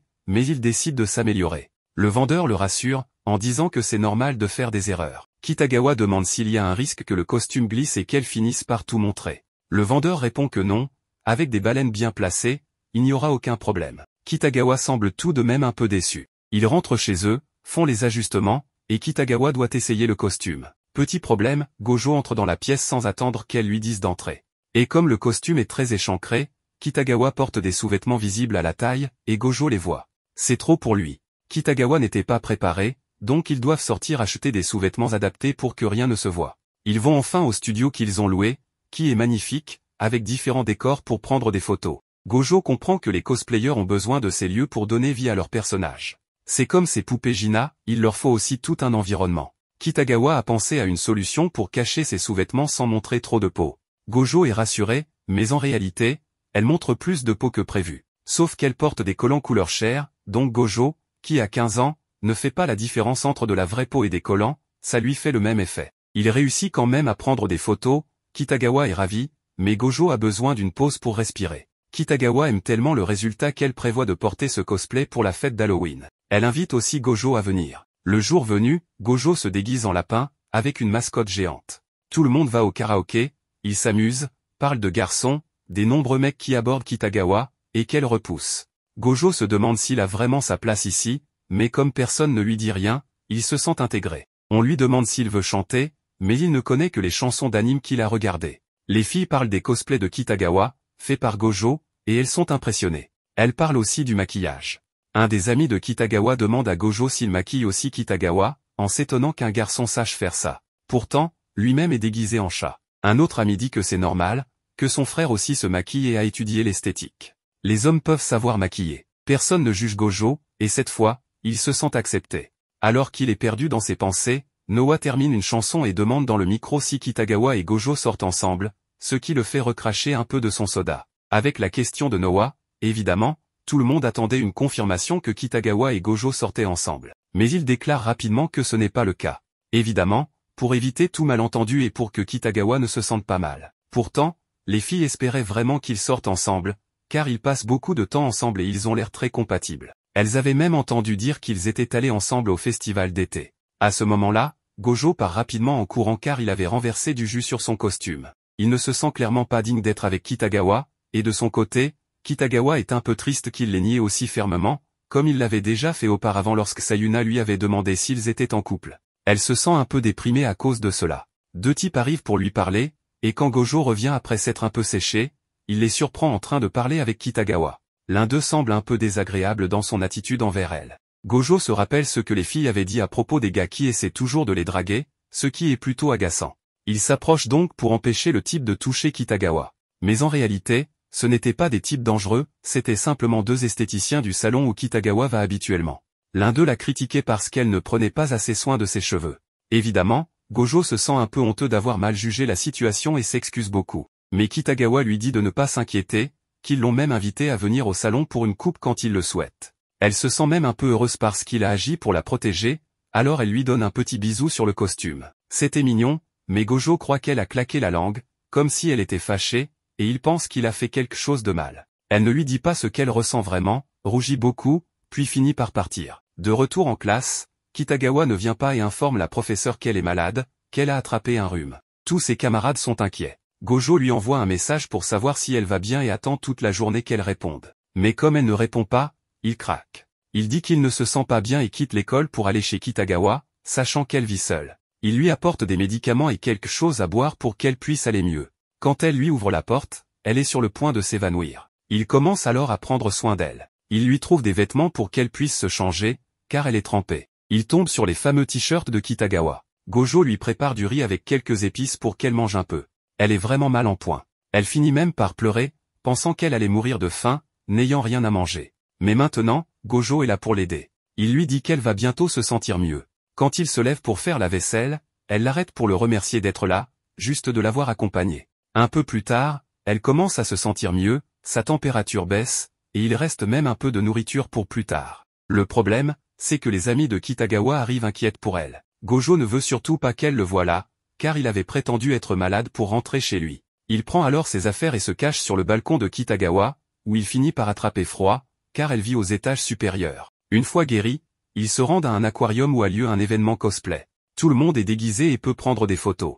Kitagawa est ravie car elle tombe sur Subaru Sugawa, un personnage de Cosmo Lovers. Elle s'approche de la cosplayeuse et lui demande son nom, elle s'appelle Amane Himeno. Kitagawa engage la conversation avec elle, propose d'aller manger ensemble pour discuter et prendre des photos.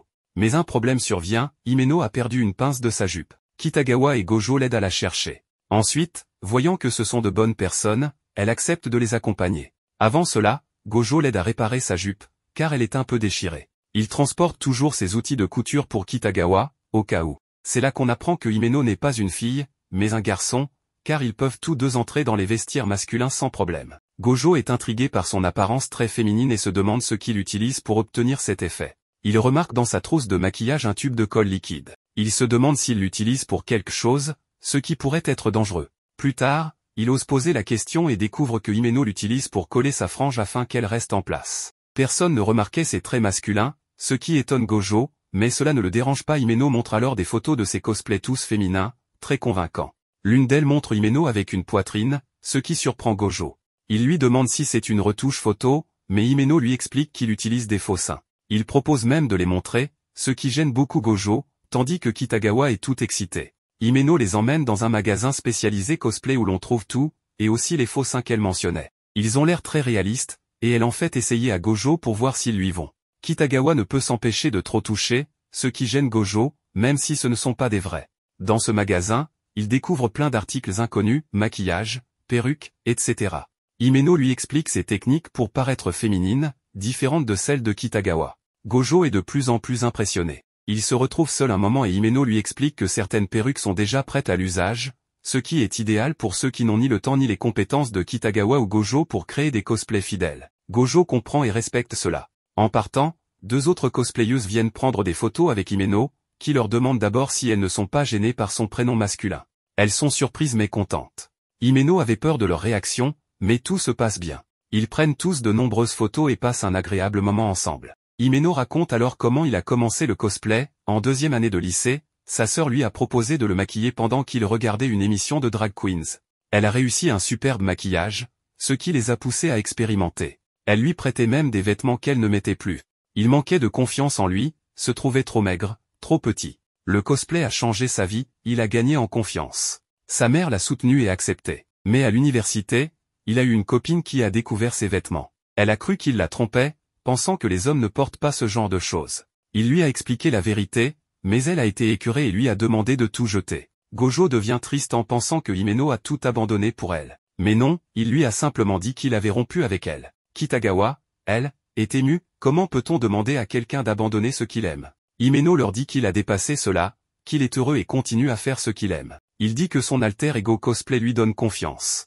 Ils passent une bonne journée ensemble. En le laissant à la gare, il le voit enfin en garçon, très mignon, petit et mince, parfait pour paraître féminin. De retour chez lui, Gojo prépare le repas pour son grand-père, puis sort pour accompagner Kitagawa à une séance photo en tant que modèle. Il observe en assistant, impressionné par le travail de Kitagawa. L'assistante lui dit qu'elle travaille souvent en ce moment, et Gojo se souvient qu'elle voulait s'acheter un appareil photo réflexe.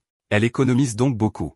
Il voit Kitagawa sous un autre jour, comme si elle appartenait à un monde inaccessible. L'assistante pense qu'il est son petit ami, mais il dément en disant que leur relation est uniquement professionnelle, ce qui laisse l'assistante songeuse. Plus tard, Kitagawa, très bien habillé, termine sa séance.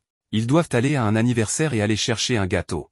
L'assistante se demande pour qui est la fête, car ce n'est pas l'anniversaire de Kitagawa. Elle pense que c'est celui de Gojo et qu'ils sont ensemble, même s'il est trop timide pour l'admettre. Mais il s'avère que la fête est pour Shizuku, le personnage préféré de Kitagawa, celui qu'elle a déjà cosplayé. Elle a acheté des masques de Shizuku et organisé toute une fête d'anniversaire pour elle. Elle est ravie. Gojo comprend alors que même si Kitagawa semble différente lorsqu'elle est mannequin, elle reste la même fille joyeuse et parfois un peu naïve qu'il connaît.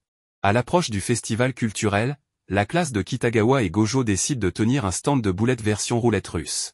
Leur professeur annonce qu'ils ont 2 semaines pour se préparer et rappelle que les garçons devront gérer la majorité des tâches physiques. Les préparatifs peuvent se faire avant l'appel, à l'heure du déjeuner et après les cours. Elle les met en garde de ne pas rester trop tard, tout élève restant après l'heure de fermeture verra des points retirés, ce qui pourrait nuire à leur chance de gagner pendant le festival. Lorsque la professeure précise que tous les projets de classe seront notés cette année, la salle s'agite d'excitation. L'idée de décrocher la première place motive instantanément tout le monde. Ravie de cet engouement, elle ajoute qu'en plus des stands et attractions, un concours de beauté aura également lieu durant l'événement. Elle explique que le gagnant rapportera des points spéciaux pour sa classe. Sans hésitation, toute la classe encourage Kitagawa à participer, unanimement convaincue qu'elle est la plus belle fille de l'école. La prof lève la main pour capter à nouveau leur attention et annonce que le concours de beauté comporte une règle spéciale, si une fille participe, elle doit se déguiser en garçon. Les yeux de Kitagawa s'illuminent. Cette règle lui donne la parfaite excuse pour faire un cosplay masculin à l'école. Elle se porte immédiatement volontaire. La classe accepte avec enthousiasme de la voir participer. Kitagawa demande alors à la professeure si elle peut faire un cosplay plutôt que de simplement se déguiser. La professeure confirme qu'aucune règle ne l'interdit. Souriant de toutes ses dents, Kitagawa commence à réfléchir et choisit rapidement de faire un cosplay de Rei, de la série Press Host. À l'évocation du personnage, toutes les filles de la classe poussent des cris excités. Gojo, un peu perdu, se demande si la série est si populaire. Certains garçons avouent ne pas trop connaître, seulement que c'était un anime de type harem qui a eu une adaptation en drama live-action. Il se rappelle que la série avait eu beaucoup de succès à sa diffusion, pas seulement grâce au personnage masculin, mais aussi à son héroïne charismatique. Les filles s'extasient en évoquant l'actrice principale, Miko. Kitagawa est surprise d'apprendre que la plupart connaissent surtout le drama, alors qu'elle ne connaît que le manga et l'anime. Elle déclare vouloir porter le costume de la scène du bento, ce qui fait réagir Miraami. Il avoue avoir regardé le drama à cause de sa petite sœur et que cette scène l'avait fait pleurer. Une autre fille rejoint les éloges, et bientôt, toute la classe est convaincue que Kitagawa a une vraie chance de gagner. La prof demande alors confirmation, la classe choisit-elle bien Kitagawa pour représenter leur salle? Tout le monde répond avec enthousiasme. Elle informe Kitagawa qu'en plus du costume, elle devra préparer une petite performance pour impressionner le public. Sans hésiter, Kitagawa affirme qu'elle peut gérer. Ses camarades exultent, motivés à la fois pour le concours de beauté et pour attirer le plus de visiteurs à leur stand. Profitant de cet élan, Kitagawa se tourne vers Gojo et lui annonce qu'elle aura besoin de son aide et qu'elle va lui prêter tous ses volumes de Press Host pour référence. Certains élèves semblent perdus, ignorant le rôle de Gojo dans les cosplays de Kitagawa. Noah intervient et explique calmement ce que Gojo fait. Énergisé par l'attention, Kitagawa lève le poing et déclare qu'ils vont gagner. Le soir venu, Gojo commence à regarder Press Host pour mieux comprendre le personnage que Kitagawa souhaite incarner. Il découvre que l'héroïne, Koyomi, rencontre Rei pour la première fois alors que cette dernière tente de cacher sa faim, mais son ventre gargouille bruyamment. Prise de pitié, Koyomi lui offre son déjeuner. Plus tard, à la pause de midi, Koyomi et ses amis croisent à nouveau Rei, cette fois habillée en fille. Koyomi ne la reconnaît pas du tout. Ce n'est que lorsque Rei l'appelle hors de la classe pour lui rendre le bento qu'elle lui explique tout. Elle travaille à mi-temps comme host masculin sous le nom de Rei. Après la perte de ses parents, son grand frère est devenu host pour les soutenir, et elle a fini par entrer dans le même milieu. Elle demande à Koyomi de garder son double jeu secret. Koyomi est stupéfaite. Rei, la présidente du conseil des élèves et élèves modèles, est aussi la host numéro 1 du Rainbow Rose Host Club. Rapidement, Koyomi est aspirée dans le tourbillon du club et rencontre les autres membres après avoir découvert la vérité. Gojo arrive enfin à la célèbre scène du bento. Rei, sans perruque mais toujours en uniforme de host, s'assoit à côté de Koyomi. Celle-ci lui offre un bento fait maison. Rei le mange avec bonheur, mais Koyomi se sent soudainement complexée, comparé au repas somptueux que Rei reçoit de ses clientes, son bento lui paraît banal. Elle se demande en silence si elle a une place spéciale dans la vie de Rei. Ce qu'elle ignore, c'est que Rei chérit ses bento plus que tout, car il lui rappelle sa mère disparue et les jours paisibles d'avant. Depuis, sa vie est devenue lourde, mais le temps passé avec Koyomi est devenu un rare réconfort. Rei est reconnaissante que son travail de host lui ait permis de la rencontrer, mais elle craint que ce même travail empêche Koyomi de croire pleinement en ses sentiments. Gojo ne peut retenir ses larmes. Ému par la profondeur de l'histoire et l'intensité des émotions, il comprend enfin pourquoi Kitagawa et les autres sont si accrochés à cette série. Press Host est vraiment spécial. Dès qu'il en a l'occasion, il partage sa réaction avec Kitagawa, qui s'illumine de joie, exprimant à quel point elle aime la série et le personnage de Rei. Ils s'enthousiasment tous deux sur les émotions brutes et les conflits réalistes qui traversent l'histoire. Ils admirent à quel point Rei est à la fois cool et gentille, et comment chaque épisode révèle de nouvelles facettes de sa personnalité. Leur conversation glisse naturellement vers Tsumugi, la rivale amoureuse de Koyomi. Malgré son attitude froide et distante au début, elle a prouvé à maintes reprises qu'elle tenait profondément à Koyomi et à Rei. Gojo évoque un de ses moments préférés de l'anime, celui où Tsumugi défend Koyomi après qu'un groupe de hosts de Baran l'a harcelé en découvrant que Rei était une femme. Furieux qu'elle ait gardé le secret, ils se font rapidement rabrouer. Tsumugi leur rappelle que les clientes régulières de Rei connaissent la vérité et choisissent de la soutenir malgré tout. Kitagawa se remémore la scène et s'exclame que Tsumugi est sans doute le personnage le plus viril de toute la série. Gojo montre à Kitagawa l'esquisse d'un costume 3 pièces qu'il conçoit pour elle, pensé pour refléter le charme de Rei. Pour le maquillage, plutôt que de forcer un aspect masculin, il veut un style androgyne, subtil et élégant, à l'image de Rei. Ils évoquent aussi la fameuse rose arc-en-ciel que Rei porte. Plutôt que de l'acheter dans un magasin spécialisé à plus de 1000 yens, Gojo propose d'acheter une rose artificielle et de la peindre même. Kitagawa mentionne qu'elle est un peu petite pour passer pour Rei, mais des semelles compensées régleront le problème. Elle suggère aussi d'utiliser le même tissu que pour l'un des corsets élégants que Gojo lui a confectionné. Mais il refuse, ce tissu est trop voyant. Rei n'a jamais été extravagante, et le costume doit attirer l'attention sur sa présence, pas la masquer. Il explique que Rei a probablement été réprimandé plusieurs fois pour ne pas s'habiller plus brillamment, et qu'ils doivent trouver un équilibre, rien de trop simple, mais surtout pas trop clinquant. Gojo ajoute que les costumes de host sont taillés différemment des costumes classiques pour mettre en valeur la silhouette. Cela complique les choses, car il sera difficile de dissimuler les formes de Kitagawa. En y pensant, Kitagawa réalise qu'il connaît sûrement toutes ses mensurations par cœur. Cette idée intime la fait rougir, mais elle se ressaisit en affirmant que 2 semaines suffiront.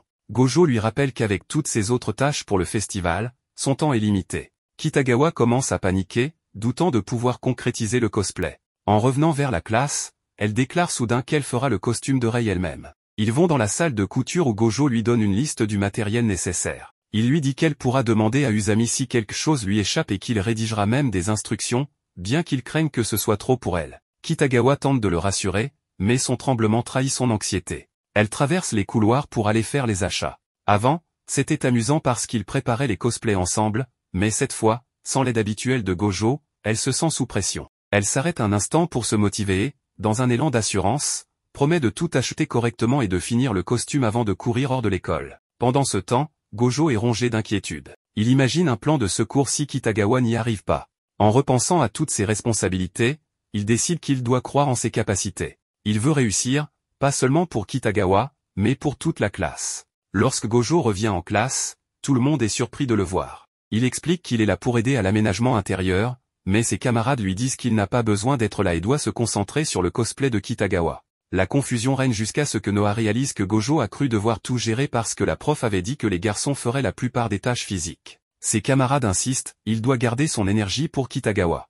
Gojo tente de dire qu'il peut tout faire, mais Shiki l'avertit qu'il s'épuisera. Finalement, Gojo cède et ses camarades lui disent de leur laisser le festival. Les filles ajoutent qu'elles ont besoin de lui pour Kitagawa, car elles sont toutes nulles en couture. Gojo est touché, il pensait qu'il le trouvait inutile, mais en réalité, il compte sur lui pour quelque chose d'important. Quand ils apprennent que Kitagawa est parti seul faire les courses, ils le réprimandent, tout le monde sait qu'elle a tendance à se laisser emporter en shopping. Il l'envoie immédiatement la rejoindre avant qu'elle n'achète n'importe quoi. Gojo court jusqu'à la gare, heureux et motivé.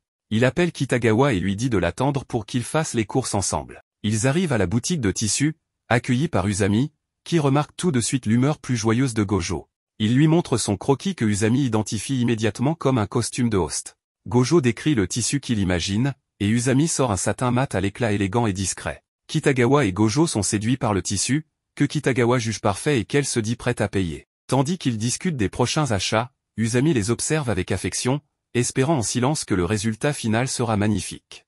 Gojo et Marine ont apporté le plan à l'arrière-grand-père de Gojo pour le montrer, et ce dernier a trouvé que la répartition des étapes ressemblait beaucoup à la fabrication des poupées Ina. Chaque jour, Gojo maquille environ 2 à 300 poupées Ina, ce qui surprend énormément Marine. Elle pensait que c'était un travail si pénible qu'on ne pouvait en faire qu'une dizaine par jour. Mais à ce rythme, il serait impossible de respecter les délais. Le grand-père explique qu'ils ont reçu l'aide de beaucoup de gens et conseille à Gojo d'apprendre à compter sur les autres. Alors que Marine se resserre en rit, elle entend le grand-père dire qu'il aimerait aider son petit-fils, mais que celui-ci refuse, craignant que ses douleurs au dos ne reviennent. Le lendemain matin, Gojo arrive tôt pour préparer le costume de Marine, tandis que celle-ci se lève aussitôt pour lui préparer un bento. Cela rend Gojo fou de joie, car il n'avait jamais imaginé manger un repas préparé par Marine. Il est très curieux de savoir ce qu'elle a cuisiné, mais elle lui demande d'attendre le déjeuner pour rendre le moment plus excitant. À l'heure du déjeuner, Marine lui révèle que c'est son tout premier bento et qu'elle est très nerveuse. Gojo l'est tout autant, se demandant à quoi s'attendre,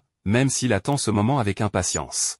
Marine sort alors 2 boîtes contenant des onigiri garnis de viande. Gojo est si heureux que son cœur s'emballe à l'idée de partager ce repas avec elle. Mais celle qui s'emballe le plus, c'est Marine, qui se demande ce que signifient les battements de cœur de Gojo et son expression de bonheur. Elle sent qu'à ce rythme, elle va finir par l'aimer encore plus. C'est la première fois que Marine ressent une telle gratitude pour un simple bento. En tenant la boîte, Gojo sent son poids, chargé des émotions de Marine. Les jours suivants, Marine lui prépare des bento tous les jours, si bien que le grand-père commence à se dire qu'il va bientôt avoir une belle fille. Pour le concours de beauté de l'école, les garçons porteront des vêtements féminins et les filles des vêtements masculins. Chaque groupe n'a qu'une minute pour défiler, car toutes les classes participent. Marine décide de présenter une performance inspirée de l'appel au col, typique des clubs à la mode. L'original étant long, il propose d'en raccourcir la durée, mais Marine a sa propre idée que tout le monde accepte. Pour la réaliser, ils ont besoin de son et de lumière rappelant un club, et décident donc de demander l'aide du club de décoration.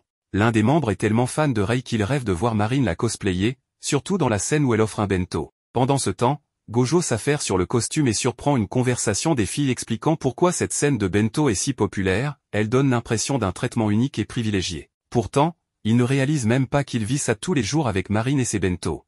Les filles viennent ensuite discuter avec lui de Rei et du film. Gojo ne comprenait pas pourquoi tout le monde l'adorait, même après avoir vu plusieurs séries. C'est logique, car Koyomi est l'archétype de la princesse et ce n'est pas facile à saisir pour lui. À ce moment, Marine a une idée soudaine, elle se transforme en Rei et appelle Gojo princesse, le mettant très mal à l'aise. Elle continue à lui parler comme un prince à sa princesse, sous le regard amusé de ses camarades. Noga, une autre fille, se joint au jeu en jouant un autre personnage pour taquiner Gojo, qui rougit de gêne, n'ayant jamais vécu une telle situation.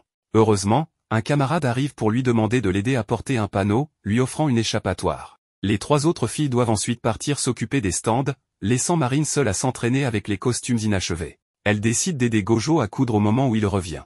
Les filles l'avaient envoyé la chercher pour qu'elle s'entraîne, alors Marine s'excuse et promet de réparer ses maladresses plus tard. Elle avait essayé de recoudre un bouton mais avait échoué, ce qui amuse pourtant Gojo.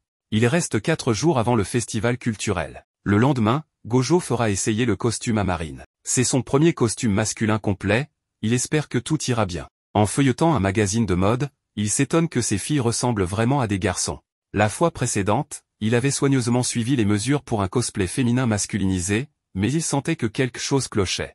Le lendemain, Gojo apporte le costume pour l'essayage. Pour enfiler ce costume ajusté, Marine doit d'abord mettre un vêtement de compression pour avoir une silhouette masculine. En portant le costume luxueux de Rei, elle éblouit tout le monde. Cette qualité de costume est due au talent de Gojo. Pourtant, il n'est pas satisfait, trouvant la veste légèrement trop grande. En tirant légèrement sur le tissu à l'arrière, l'illusion masculine est parfaite et tout le monde s'exclame qu'elle ressemble encore plus à Rei. Gojo réalise que ces mesures n'étaient pas totalement justes à cause du vêtement de compression.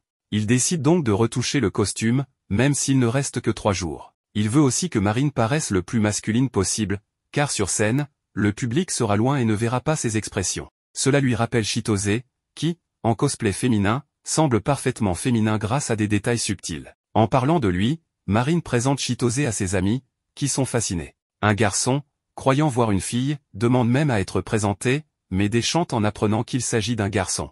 Avant que Marine ne fasse un essai de scène, Gojo se rappelle les conseils de son grand-père, apprendre à s'appuyer sur les autres. Il demande alors aux camarades un peu déçus de l'aider à entraîner Marine à être plus masculine. Ensuite, il leur demande de se tenir côte à côte et de prendre une pose qui convainc les filles que Marine ressemble vraiment à un garçon. À ce moment, Takeru arrive avec de l'eau pour tout le monde et emmène Murakami, qui est gêné de peur d'être jugé fan obsessionnel. Gojo le rassure, chacun a ses passions. Murakami prend donc une photo souvenir. Il l'avait promise à sa petite sœur en lui disant qu'un ami faisait un costume de Rei. Mais il photographie surtout le costume, ce qui frustre Marine, car il n'a même pas capturé son visage adorable. Gojo rencontre des difficultés, car il n'arrive pas à bien réaliser la fleur qui fait partie du costume du personnage de Rei. Il essayait de la peindre à l'aérosol, mais tout est devenu flou. Ils ne peuvent pas non plus acheter la vraie fleur, car elle coûte trop cher, environ 1000 yens. Certaines camarades viennent voir Kitagawa, qui a toujours sa poitrine normale, car Noah avait dit qu'avant de mettre le costume, Kitagawa était complètement plate. Sera remarque qu'ils ont des problèmes avec la fleur et dit qu'elle a un plan, qu'elle sait comment faire. Mais d'abord, ils doivent tous aller dans la salle de laboratoire, et elle doit faire quelques courses. Elle part en courant, revient épuisée, mais elle a acheté une fleur naturelle blanche pour seulement 200 yens, bien moins cher que la vraie. Elle place les tiges coupées dans 4 tubes à essai avec 4 couleurs différentes pour que la fleur blanche absorbe les teintures. Selon Sera, ça va marcher parfaitement, un truc qu'elle a appris lors d'un précédent projet. Elle est ravie d'avoir pu les aider, et Gojo est plus détendu, réalisant une fois de plus qu'il peut compter sur les autres. Les autres peuvent être utiles. Ce soir-là, en rentrant avec Kitagawa, le grand-père a cuisiné, sachant que Gojo est très occupé avec le festival. Il décide donc de préparer les repas ces jours-là. Ici encore, Gojo reçoit cette petite tape dans le dos, cette aide si souvent nécessaire, et il comprend que les choses peuvent être simplifiées en acceptant l'aide et en la remerciant. Le jour du festival arrive, et les choses sont compliquées, car la classe numéro 3 mène avec beaucoup de points grâce à leur idée de préparer du curry. Les gens font une queue énorme pour entrer dans leur salle. Gojo prépare des choses pour Kitagawa. Shiki arrive, sachant que Gojo n'a rien mangé, et lui apporte de la nourriture. Il mentionne que la classe 3 est très en avance, que la compétition pour les points est serrée, et qu'il ne reste plus que le concours où Kitagawa va participer. Tout le travail de Gojo peut donc déterminer si leur classe gagne ou non. Il est aussi reconnaissant envers Shiki pour la nourriture. Kitagawa est un peu inquiète, mais très confiante. Elle veut gagner le concours pour sa classe, en puisant dans l'esprit du personnage qu'elle incarne. Avec un regard sérieux et déterminé, elle dit à Gojo qu'elle sera première, qu'elle sera numéro 1. Gojo continue de tout préparer pour qu'elle soit parfaite. Ses camarades, ayant fini les ventes dans leur salle, arrivent. Il ne reste que le concours, et tout le monde veut voir comment Gojo prépare Kitagawa, surtout pour le maquillage. Gojo utilise cette salle car elle est déserte, mais il est nerveux avec un public. Il doute de réussir le maquillage, et ses camarades placent leur confiance en lui pour faire un bon travail afin de gagner les points nécessaires. C'est stressant, mais en entendant la voix de Kitagawa, il se souvient qu'elle a dit avec assurance qu'elle gagnerait la première place. Pour elle et pour les autres, il doit le faire. Il se sent bien quand on lui dit qu'il est excellent, qu'il est le numéro 1, mais maintenant, c'est à Kitagawa de briller. Il se rappelle lui avoir dit que ses costumes sont les meilleurs. Gojo se met en mode sérieux, et même en mode charismatique, déterminé à faire de Kitagawa la numéro 1.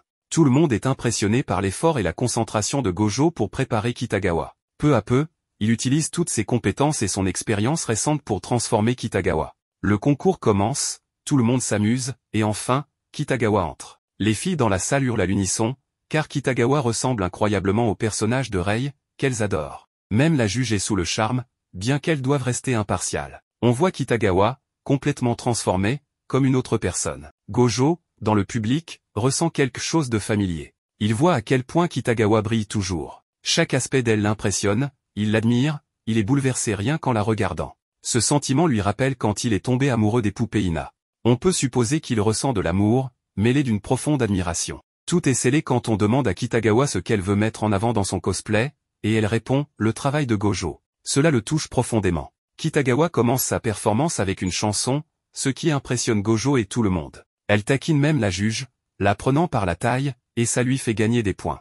Évidemment, toute la classe gagne, et tout le monde est ravi. Gojo est le plus applaudi, car on dit qu'il est le protagoniste, que grâce à lui et son travail, ils ont gagné. Ils ont même réservé une salle de karaoké pour que tout le monde profite. Gojo hésite, mais comme on lui dit qu'il est le protagoniste et qu'on veut qu'il vienne, notamment pour répondre à des questions sur le maquillage, il accepte. Il s'amuse, discute avec ses camarades, mais à un moment, il a besoin de sortir prendre l'air, car il n'est pas habitué à être entouré de tant de monde. Kitagawa vient le chercher, pensant qu'il était parti, mais il explique qu'il prenait juste une pause. Il lui demande si les autres ne vont pas la chercher, mais elle dit que tout le monde a une certaine liberté. Il parle du festival, de combien tout s'est bien passé, et Kitagawa mentionne sa performance où elle a pris la juge par la taille, ce qui lui a valu des points. Elle se souvient que Gojo l'a aussi prise par la taille et s'arrête là, toute gênée. Gojo remarque qu'il y a d'autres choses à faire dans cet endroit, pas seulement du karaoké. Avec Kitagawa, ils vont à l'arcade, où Gojo s'acharne à gagner un petit chat en peluche dans une machine à griffes. Il y parvient et l'offre à Kitagawa, qui est folle de joie. Il trouve aussi une cabine photo, et comme ils n'ont pas de photo ensemble, Kitagawa veut lui demander de prendre une photo à deux. Mais leur camarade garçon arrive, pensant que l'invitation est pour tout le monde. Ils allaient au bowling, mais d'abord, ils prennent la photo, et au final, tout le monde est sur la photo, sauf Kitagawa. Marine était très contente avec tous ses amis stylistes, qui évidemment s'occupaient de ses cheveux. Elle, toute heureuse, leur montrait la peluche que Gojo lui avait offerte et aussi la photo qu'ils avaient prise tous ensemble, alors qu'elle voulait apparaître seulement avec Gojo, mais cela n'avait pas été possible. Ces stylistes sont très joyeux et l'un d'eux aimerait aussi vivre cette vie, rencontrer un bon garçon et porter de jolis vêtements pour des rendez-vous amoureux. Il parle aussi de certaines chaussettes longues et amples qui sont très à la mode dernièrement. Le point important, c'est quand la plupart d'entre eux s'en vont et qu'il ne reste que le styliste le plus sérieux, qui semble s'appeler Jasejawa. Il reste à regarder Marine un bon moment avant de lui montrer sa coiffure et lui demande si par hasard elle n'aurait pas grossi. Tous les autres s'approchent et disent que ce sont sûrement des idées de sa part, car pour eux, elle est pareille qu'avant. Marine laisse donc passer et continue sa journée. Elle rejoint ses camarades mannequins, très contente, et leur montre à nouveau la peluche qu'elle a reçue et tout ça. Elle parle de la façon dont les filles deviennent beaucoup plus jolies, comme si elles brillaient, quand elles ont un amoureux, un garçon qu'elles aiment, ou qu'elles sont simplement en couple. Marine peut le confirmer avec le cas du mannequin Osasaki, qui a maintenant un petit ami, mais n'avait pas osé le dire parce qu'elle était un peu gênée. Les choses se gâtent à nouveau pour Marine, car arrive Rinko, la responsable qui s'occupe de superviser et d'accompagner les modèles, et qui avait déjà parlé avec Gojo. Elle fixe Marine du regard, et cette dernière pense que, comme elle est amoureuse et heureuse avec le garçon qu'elle aime, elle paraît sûrement plus belle qu'avant. Mais en réalité, ce que Rinko lui dit, c'est qu'elle a grossi. Oui, elle a pris du poids et, l'été arrivant, avec la ligne de vêtements estivales où il faut montrer plus de peau, il est évident que Rinko veut qu'elle retrouve sa silhouette habituelle. C'est un tremblement de terre pour la pauvre Marine, qui ne sent pas qu'il y ait eu de changement dans sa vie. Elle mange comme toujours. Sur le chemin du retour, elle se regarde dans les vitrines et remarque que quelque chose a changé. Elle court directement chez elle et essaie les cosplays que Gojo lui a fait, car si elle a vraiment grossi, ce sera le premier signe. Elle a un moment de joie quand elle voit que l'un d'eux lui va encore au niveau du haut du corps, mais elle se déprime de nouveau en constatant qu'elle a un petit ventre. Oui, la graisse commence à se voir. Elle en parle à ses camarades de classe, qui savent déjà qu'elle suit un régime. Noah avait remarqué que Marine était un peu plus ronde, surtout quand elle a fait le cosplay de Rei, mais n'avait rien dit avant qu'une autre amie ne le mentionne. Personne n'avait rien vu avant. Pourquoi? Parce que dans le cosplay du festival culturel, elle portait des gaines serrées pour masquer ses formes féminines. Notre Marine est donc encore plus déprimée, car elle ne comprend pas pourquoi elle grossit. Selon elle, elle mange assez sainement, des restes le matin, des restes le midi, et le soir elle mange mieux, chez Gojo, avec du poisson ou des plats légers. C'est sans doute le meilleur moment de sa journée, quand elle peut partager avec Gojo et son grand-père. Après le repas, elle fait la vaisselle, mais Gojo lui dit qu'il est tard et la renvoie chez elle, en lui donnant comme toujours un petit déjeuner préparé pour le lendemain. Marine repart contente, car c'était des boulettes de riz avec du poulet, des champignons et d'autres ingrédients. Mais là, elle réalise quelque chose, chaque fois qu'elle dîne chez Gojo, en rentrant chez elle, elle mange encore ce que Gojo lui avait préparé pour le lendemain. Évidemment, c'est ça qui l'a fait grossir, car elle le fait depuis longtemps. Le lendemain, elle en parle à Gojo, qui est surpris car il n'avait rien remarqué. En réalité, son poids n'a pas tant changé, mais comme Gojo la voit tout le temps, les différences passent inaperçues. Elle lui dit que c'est surtout au niveau du ventre, qu'elle a maintenant une petite bedaine, et qu'elle doit commencer un régime. Elle est triste, car tous les cosplays faits par Gojo ne lui vont plus. Elle s'excuse, mais Gojo s'en fiche, il dit qu'on peut toujours ajuster les tailles et que c'est normal de ne pas rester identique. Mais Marine refuse d'accepter cela. Elle dit qu'elle va maigrir, qu'elle fait déjà plein d'abdos. Gojo se rappelle qu'il y a toujours une section sur les régimes dans les magazines de cosplay et que les gens s'entraînent beaucoup pour être en forme. Il comprend alors que Marine mange ses petits déjeuners le soir, ce qui fait une double portion, en plus des repas de reste. Beaucoup trop de calories. Il conclut que si elle change ses habitudes, elle retrouvera vite son poids normal. Ensuite, Marine lui demande de l'accompagner faire quelques achats. Ensemble, ils achètent des chaussettes longues et amples, très à la mode, que Gojo l'aide à ajuster. Mais ce n'était pas seulement pour ça, elle voulait aussi tester son nouvel appareil photo qu'elle avait tant attendu et pour lequel elle avait travaillé dur. Gojo est surpris mais heureux, même s'il a un petit frisson quand Marine dit qu'elle l'a choisi par intuition, juste parce qu'il s'appelait Kisem, donc elle a pensé que M pourrait être Marine. Finalement, elle voulait aussi s'acheter ses vêtements et s'arranger les cheveux, car comme elle ne peut pas encore refaire de cosplay, c'était une bonne façon de tester sa nouvelle caméra. Il commence donc à prendre des photos un peu partout, Marine s'amusant avec Gojo, parlant de son régime, des repas, de l'été, de tout ce qu'ils feront ensemble, de sorties avec leurs amis, pour créer de nouveaux souvenirs. Gojo est enthousiaste et ravi avec la caméra. Marine adore l'effet de flou à l'arrière-plan. Le lendemain, un nouveau festival de cosplay a lieu. Marine va y aller, mais cette fois non pas comme cosplayeuse, mais comme photographe. Gojo aussi, car il a découvert un matériau intéressant pour fabriquer des épées, accessoires et autres objets pour cosplay. Il est devenu fan d'un créateur appelé Kira, qui fait des vidéos complètes sur le sujet, et il avait convenu de le rencontrer à cet événement. Marine voulait surtout y aller pour voir Amane, qui allait se déguiser en Hokuto, un autre personnage féminin qui lui irait sûrement très bien. Et comme Gojo s'est créé un compte pour suivre Akira, Marine lui demande aussi son pseudo afin qu'ils puissent se suivre mutuellement, ce qui la rend très heureuse. À la fin de la journée, Marine passe directement chez Gojo pour prendre des photos de son grand-père. Celui-ci est touché de voir à quel point elle s'est donné de la peine pour acheter la caméra et accepte de poser. Marine était venue spécialement pour ça. Dans une autre scène, nous assistons à un événement de cosplay où Gojo et Marine sont venus. Marine s'en va pour rencontrer d'autres cosplayers, laissant Gojo seul. Gojo doit retrouver Akira, qui va lui apprendre à fabriquer une arme. Dans la scène suivante, on voit Suzuka et Marine. Marine montre son appareil photo à Suzuka, qui remarque qu'il a beaucoup progressé en choisissant un appareil comme le sien.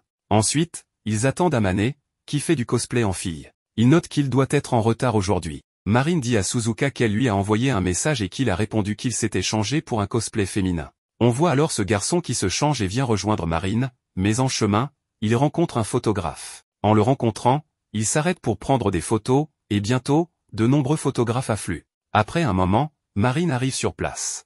Marine rencontre Akira et lui demande si elle peut prendre des photos de lui. Il accepte volontiers. Marine remarque qu'il y a beaucoup de monde pour le photographier et, comme à son habitude, commence à le complimenter sur son magnifique cosplay, disant qu'il est très réussi et qu'il a l'air superbe. Une camaraderie s'installe, et il se demande quoi faire ensuite. Le garçon remarque l'appareil photo de Marine et dit qu'il est jaloux, espérant en avoir un similaire bientôt. Marine s'apprête à lui présenter Suzuka, mais celle-ci est totalement choquée. Elle s'exclame qu'il est vraiment un garçon, se demandant comment il peut être aussi mignon et ressembler à une fille si adorable. Elle répète, incrédule, que c'est impossible, et sa réaction devient hystérique. Suzuka dit alors quelque chose qui permet de réduire la file d'attente pour les photos. D'autres choses se passent, et Marine commence à photographier Amane. Ils prennent toutes les photos, la file se dissipe, et les clichés sont excellents. Le garçon demande ensuite si Gojo est venu aujourd'hui. Marine répond que oui, mais qu'il est parti rencontrer un maître des accessoires. Dans la scène suivante, on voit Gojo qui discute avec une personne qui arrive, disant qu'il porte un t-shirt de dragon. Ils se disent ce qu'il porte, et quand cette personne arrive, Gojo réalise qu'il s'agit d'une fille, et non d'un garçon comme il le pensait. Il se lamente de ne pas avoir une telle fille dans sa vie. La scène change, et on voit Marine rencontrer les amis de Suzuka, dont l'un a cosplayé un personnage masculin. Marine, fan de ce personnage, devient folle d'excitation, comme à son habitude, et commence à raconter l'histoire du personnage, ce qui est inutile à savoir. Cette personne s'appelle Mio. Peu après, Marine commence à prendre des photos d'elle, capturant de bons clichés. Suzuka s'assoit soudainement pour prendre des photos, et Marine lui demande pourquoi elle fait ça. Suzuka explique que Marine est novice et ne connaît pas encore bien les techniques de photographie, lui proposant de lui apprendre. Marine apprend alors ces techniques et développe un intérêt pour prendre des photos sous différents angles. Mio demande ensuite s'ils ont du temps après le cosplay pour sortir un peu. Dans la scène suivante, on retrouve Gojo avec la fille, qui est bien confirmée comme étant une fille. Gojo s'excuse, expliquant qu'il pensait qu'elle était un garçon à cause de son nom et de sa photo de profil, et lui demande pardon.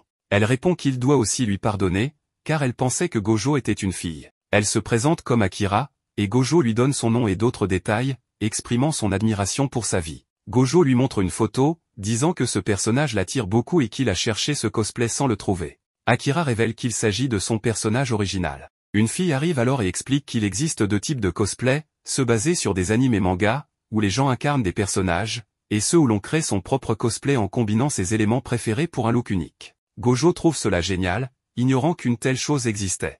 La fille précise qu'elle n'a rien d'original, utilisant beaucoup d'épées japonaises, ce qui ne peut pas être considéré comme original. Gojo, bouche bée, insiste sur le fait qu'il adore son cosplay, peu importe ce que les autres ou elle-même en disent. Il s'excuse ensuite d'avoir été trop émotif, ce qui fait rire la fille. Il commence à parler de la fabrication d'épées, discutant des techniques. Soudain, le téléphone de Gojo sonne, venant de Marine, ce qui l'effraie. La fille lui dit de répondre sans problème. Gojo demande 2 minutes, ne sachant quoi dire. Marine invite tout le monde, répétant avec insistance. Gojo demande à la fille si ça ne la dérange pas, puis annonce à Marine qu'ils arrivent. Marine dit qu'elle les a trouvés, et Gojo, perplexe, demande comment elle a fait. En levant les yeux, il voit Marine sur un pont au-dessus d'eux.